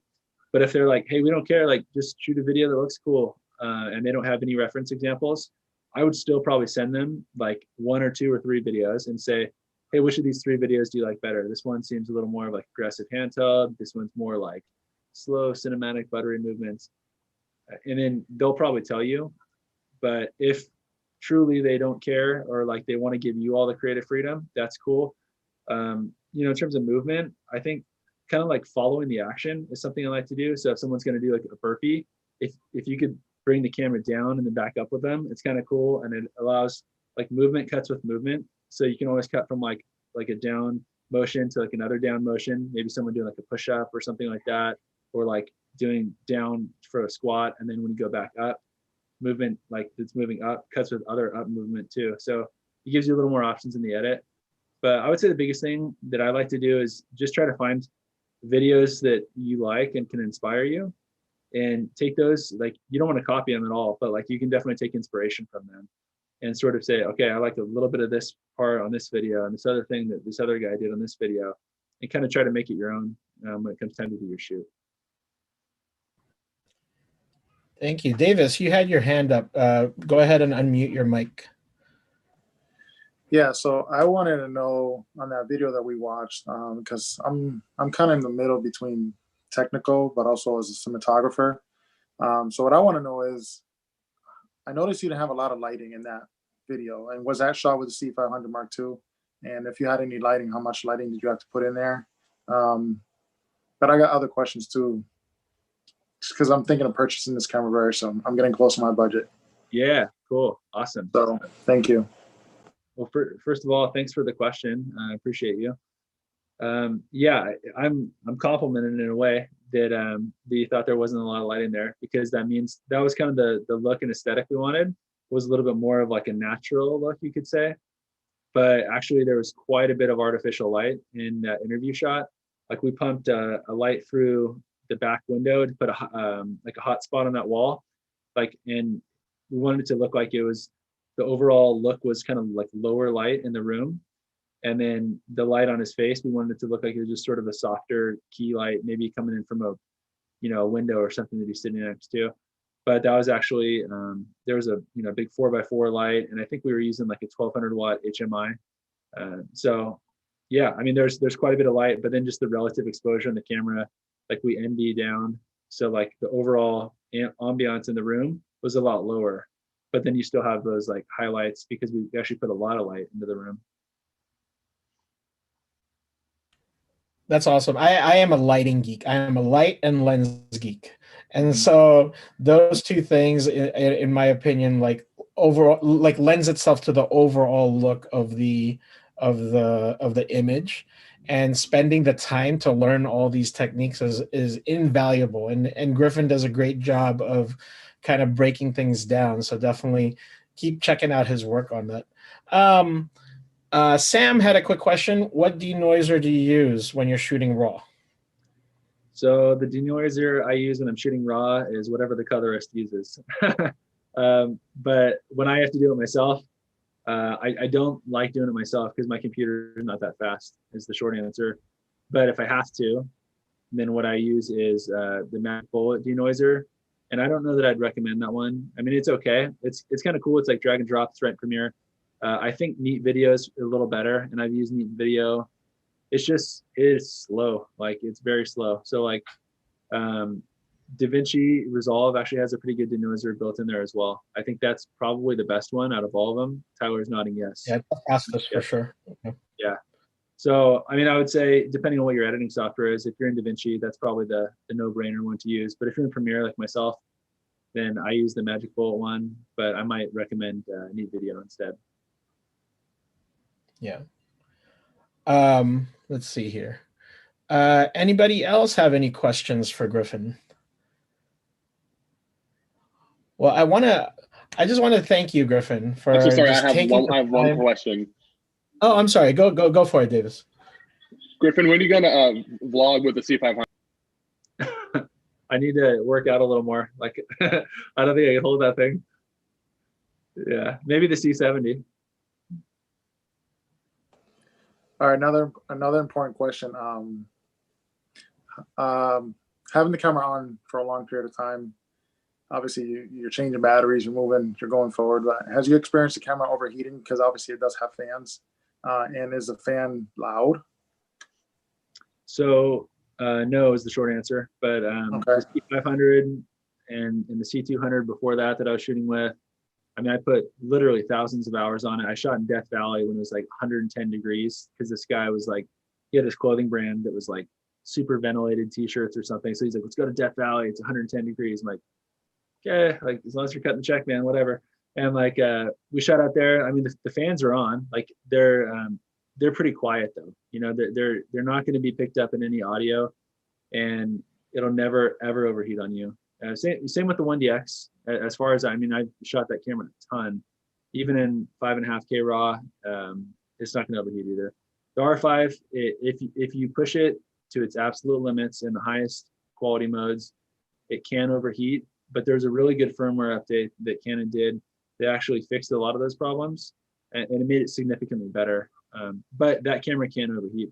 And then in terms of noise from the fans, there's really it's a non-issue. Like I've recorded with my partner here, Dave. We recorded with a musical artist that was recording live in the studio. And we're literally standing 4 or 5 feet from their like $10,000 condenser microphone, using the C500 as one of the cameras, and there was no noise issues. So if we can pass that circumstance, then I'm good with it. Thank you. Stefan, you had Stefan or Stefan, you had a question. It's Stefan, and hello from Germany. It's over midnight now. Wow. So, but Wow, thanks for joining. I really appreciate Griffin, all the things you told us, and thanks Charles for inviting me. So, but Griffin, when did you buy your C500, and did you ever consider the C300? Yeah. Hey man. Well, first of all, dude, thanks for staying up and calling in from Germany. That's awesome. I visited Germany about a decade ago. It's a pleasure. It's a pleasure, but we are in a strict lockdown. Oh, okay. Well, cool. Awesome. No, not cool. Well, we're glad we could be here together, I guess. Not awesome. You're right. Hey, so the C300 Mark III came out, and I bought my C500 about a week after that. Because I knew, you know, I was kind of on the rumor sites and all that stuff. And I knew there was a camera coming out, and I wanted to wait and see what it was all about. And I just sort of took a good hard look at my needs.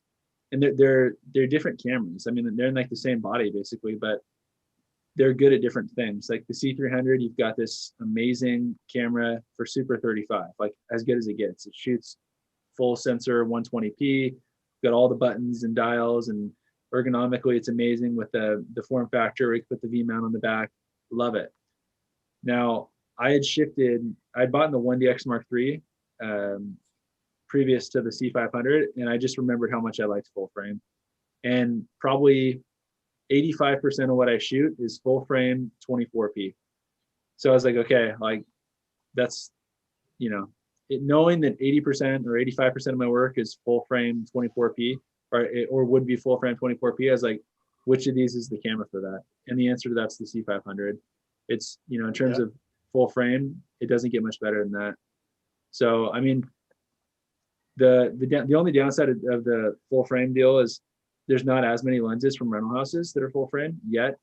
But like one thing we didn't get to talk about is like the Sumire lenses. I've used those at the C500, and it's just like amazing match made in heaven. But yeah, I mean, I'm super happy with the C500, and especially now that I have the C70 to basically cover that Super 35 120p section, I couldn't be happier with the C500. I totally believe. So I have to admit, I sneaked in as a C300 owner, but cool. Yeah, but I was really torn back and forth with the decision to get the C500, but then actually the Corona just hit me really bad, hit us really bad, and at the same moment the C300 came out. And I must say, I didn't regret it for a second. I saw all my Panasonic gear, very calm, EVA 1, with a huge loss. But last year I had a series of testimonials with a client. So say hello to Rudy. It's it's with a guy walking towards the camera. And I had to shoot it by myself. I had no focus puller. And that was a real challenge because I did not have only to pull focus, but also to tilt the camera. And I had the same client again half a year later with the C300. And that was so easy to shoot with the autofocus. So it's really a no-brainer. And even with the I was asking the question with the R5 because I use it all the time on a gimbal, and it flies really magic. And the autofocus is crazy. It's really crazy. And I must say, the standard for 4K is not as bad as all people say in this YouTube channel. So it's. I'm one of them that says I It's- like it. I like the standard 4K. I never shoot the HD Yeah. to be honest with you. No, I don't. And I shoot interviews. I use it as a B and a C cam. So with the C300 as a main cam, I really would like to have the C500. But so let's hope for better economics in this year and maybe an upgrade because I really would have liked the C500. Sorry for sorry for sneaking in as a non C500 owner. No worries, man. No worries at all. Oh no, not at all. Yeah. And by the Yeah. way, to answer your question earlier, I have planned an in-depth series for the C500 Mark II, C300 Mark III, C70. We did it in the beginning or the end of last year, the C70. I'm going to revisit that. I have some new stuff on the C70 coming in spring. So stay tuned for those classes as well. And I must say, I already owned the 1880 on the EVO 1. Love that one. Yeah. And it's a lot of people complain about it's being too slow. I don't agree because it's a really sharp lens. It's superb. It's great image quality. So it's really big bang for the bucks. And it was one reason to stay in the Super 45 sensor camera for me. And, yeah, thank you so much, Stefan. Moham, it's a pleasure. You had a question. Yeah. Yeah, it's a very quick question actually. And first, thank you both. Thank you, Griffin, and thank you, Charles, for this great webinar. So it's a follow-up question for Griffin about the audio when you said about how amazing the audio is in the recording with the C500.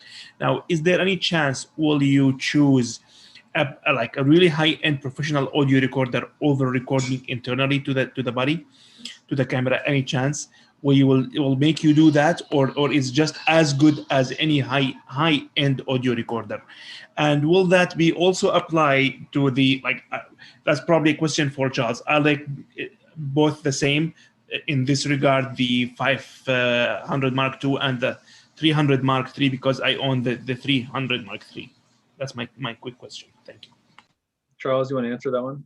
Or the first Yeah. part? So when it comes to like the image quality, I would say that they're very, very close. There are some advantages to having the C500 and some advantages to having the C300. The biggest notable advantage on the C300 side is the DGO sensor. And so everything else is pretty much the same. You know, you're getting the same amazing autofocus technology. You have exactly the same body. It's so similar that they actually share the same manual. Yeah. And so, keep that in mind, right? So the question is how are you prioritizing your image? Do you need the full frame? Yeah. Right? So, sorry, my question was about the audio on them. Oh, the audio. I'm sorry. The audio. Yeah, Sorry to interrupt you. Yeah, audio is exactly the same on both cameras. Mm-hmm. So, and the preamps on our cinema side is very good. Griffin, do you have any opinions? Yeah, totally. So the C500 preamps, I think they're even better than the C200. It seems there's a little bit more gain from them. So if you have a mic that doesn't have as much gain, it'll give it a little more volume. Now, to answer your question of like using something like maybe like a Sound Devices mix pre or the internal on the C500, you've got to be a real true audiophile to tell the difference, in my opinion. Now, I work with some clients that are like, that's what they do. They are audiophiles. And even still in those circumstances, I still record dialogue internal on the C500 all the time. Just did it 3 days ago. Now, I think it's amazing for that. You know, I'm not going to like record like music or something like that. And there's advantages to having the recorder off the camera. So like, for example, one of them would be if your camera's on a tripod and you don't want to touch it, like having the dials separate, like on a separate audio recorder, there's a benefit there. But the massive benefit for me and my workflow is having it all internal it burns those audio files into your file. So what I'll do is I'll set track 1 and 2 will be input 1 and 2, and then track 3 and 4 will be lower recordings of track 1 and 2. So you've got a safety track as well. So having that all in the file is really, really nice, and it allows your editor or whoever's taking the work to just be able to go in. They know all the files are there. You don't have to worry about time code. You don't have to worry about syncing your audio later. It's all already done. So it you know, for the types of work that I do, it's a pretty huge benefit for me. Thank you so much. Thank you for joining us. Davis, you had your hands up. Okay, so whenever we're buying a camera, we're always looking and listening to all the great positive things about a camera, and then we get all hyped up, we're excited, we go buy it, then we go home, we play with it, then we find something we don't like. So I want to know from your perspective, how long have you been using it, and what is 1 or 2 things that you don't like about this camera and that you want to see Canon improve over the next couple, I don't know, years going forward?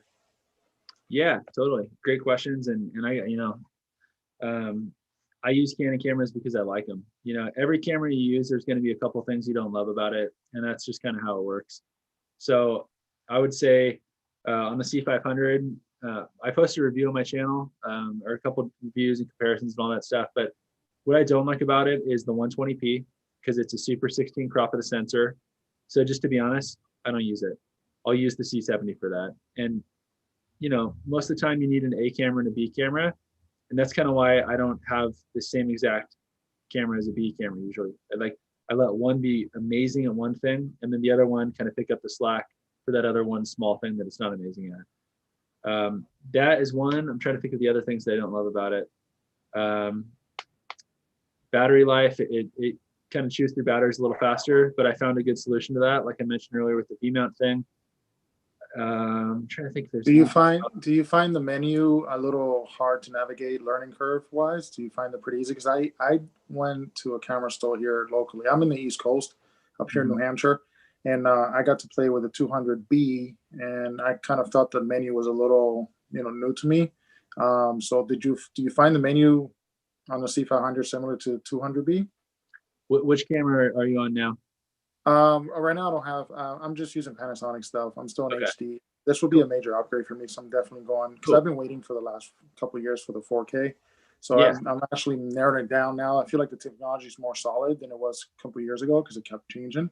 Totally. So this will be definitely a big upgrade for me. So I just before I drop $16,000 on the table, I want to make sure that I'm buying something awesome. But I think I am. From what I hear. Totally. Yeah. So here's what I would say. The menu, in my opinion, it's a non-issue. One thing I love about Canon is they've got the same menus in the C70, the C200, the C300 Mark III, the C500.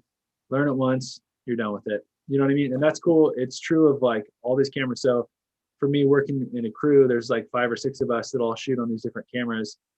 If I teach one of the newer guys, okay, hey, go learn on the C200. He can come to the C500 and he's dialed. He already knows everything. All the custom buttons are set up the same.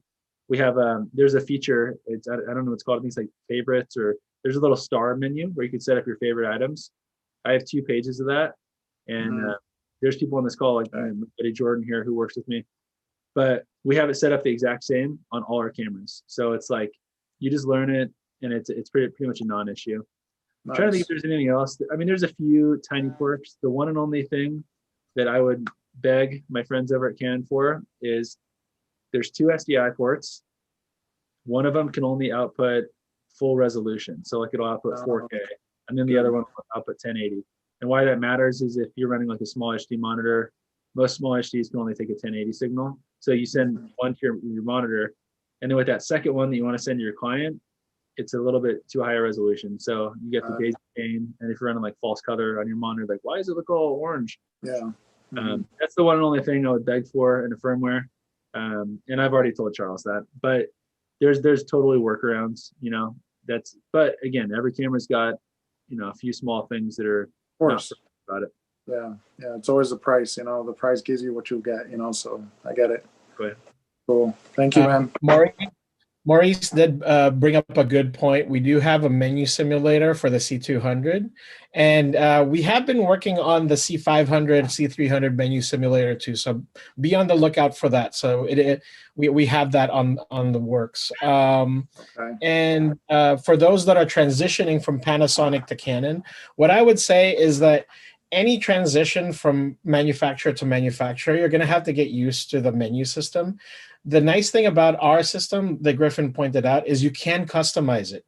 And so the other thing that I love to do is customizing the buttons. And so if you have something that you need at the touch of your fingers, an easy way to customize the button is by holding the menu button and whatever the button is on the camera.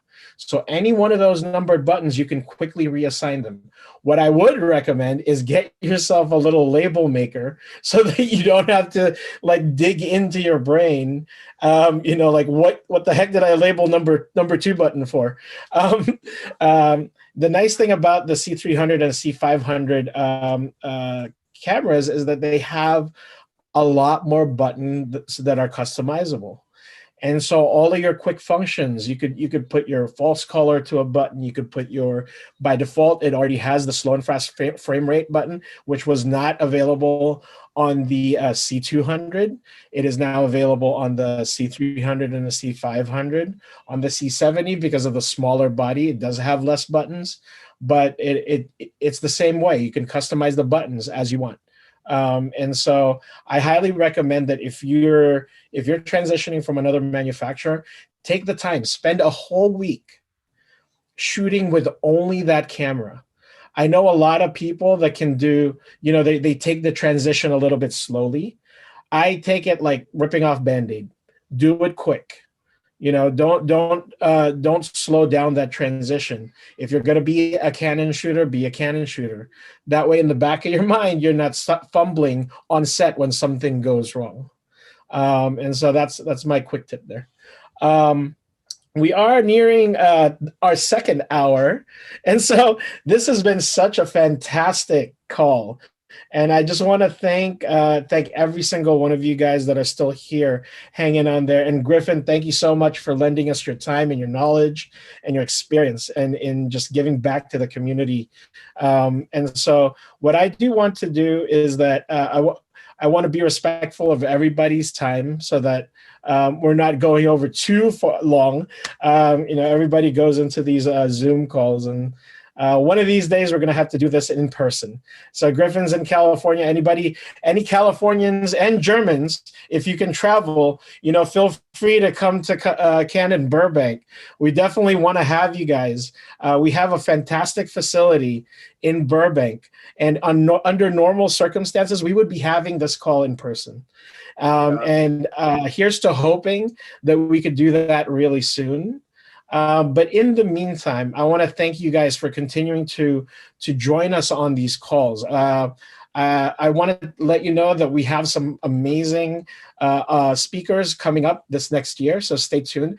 Add us on Facebook. Griffin, if you wouldn't mind typing your links to the chat so that people that don't know you, they can follow you. And if anybody here has any questions, further technical questions about the C500, any of the Cinema Series cameras, and even the Canon stills camera, I would be happy to answer those questions as well. I'm going to put in my email on the chat here, and if you guys you're going to get to know me, hopefully, so since everybody here is going to be a Canon shooter or is a Canon shooter, shoot me that email. I am on that thing like bread on butter, or butter on bread. And so I try to answer my questions as quickly as possible. And I just want to thank you guys again for being on this call. So without further ado, I want to just thank Griffin and everybody. If you have any final thoughts for Griffin, really appreciate that. And I was looking forward to seeing you all on the next one. So Davis, you have your hands up. Yeah, one more. Sorry, I know everyone wants to go. Yeah. So is there anywhere that I can download like footage, test footage where I can actually download the actual raw footage where I can put it in my timeline and play with it and see what I can do with it? Because sometimes, you can look at all these videos on YouTube, but they are compressed, so you really don't know what you're looking at. Some people are not truthful. They'll say, yeah, this is that camera. It really was shot on something else. So, it kind of, again, I'm in that buying boat. So it's more information I can get. It's just going to help me narrow it down more and say, oh, I'm ready to go, so. I'm glad you mentioned that. Yeah, I'm glad you mentioned that. We have been shooting a ton of test footage that we are going to make available eventually on our website. And so keep an eye out for that. And there are a lot of different creators. I don't know, Griffin, if you have some on your website, but there are a few creators that actually make that footage available. But officially from Canon, we are working on that. We will have that on the website hopefully this year. Cool. Yeah. And is there's also like, I know you guys are in Bourbon, but do you guys have anything here in the East Coast where we can go in person? Like I'm willing to fly out to California. I've never been there. The furthest I've been in country is Denver because I went to school there. But I would love to go out there and meet up with the team and meet everybody there and kind of just get to know the industry more. Yeah, we do. So under normal circumstances, our headquarters is actually in New York. And we are in Long Island in New York. And so we have like this beautiful building there. They hold classes there. But as far as cinematography goes, Burbank is the destination. Okay, cool. And so if you can make a Disneyland plan with your family and then just, let them loose in Disneyland and then come visit us at Burbank, we'd love to have you. Cool. All right, cool. Thank you. And definitely we'll go out there soon. So hopefully all this Corona goes away.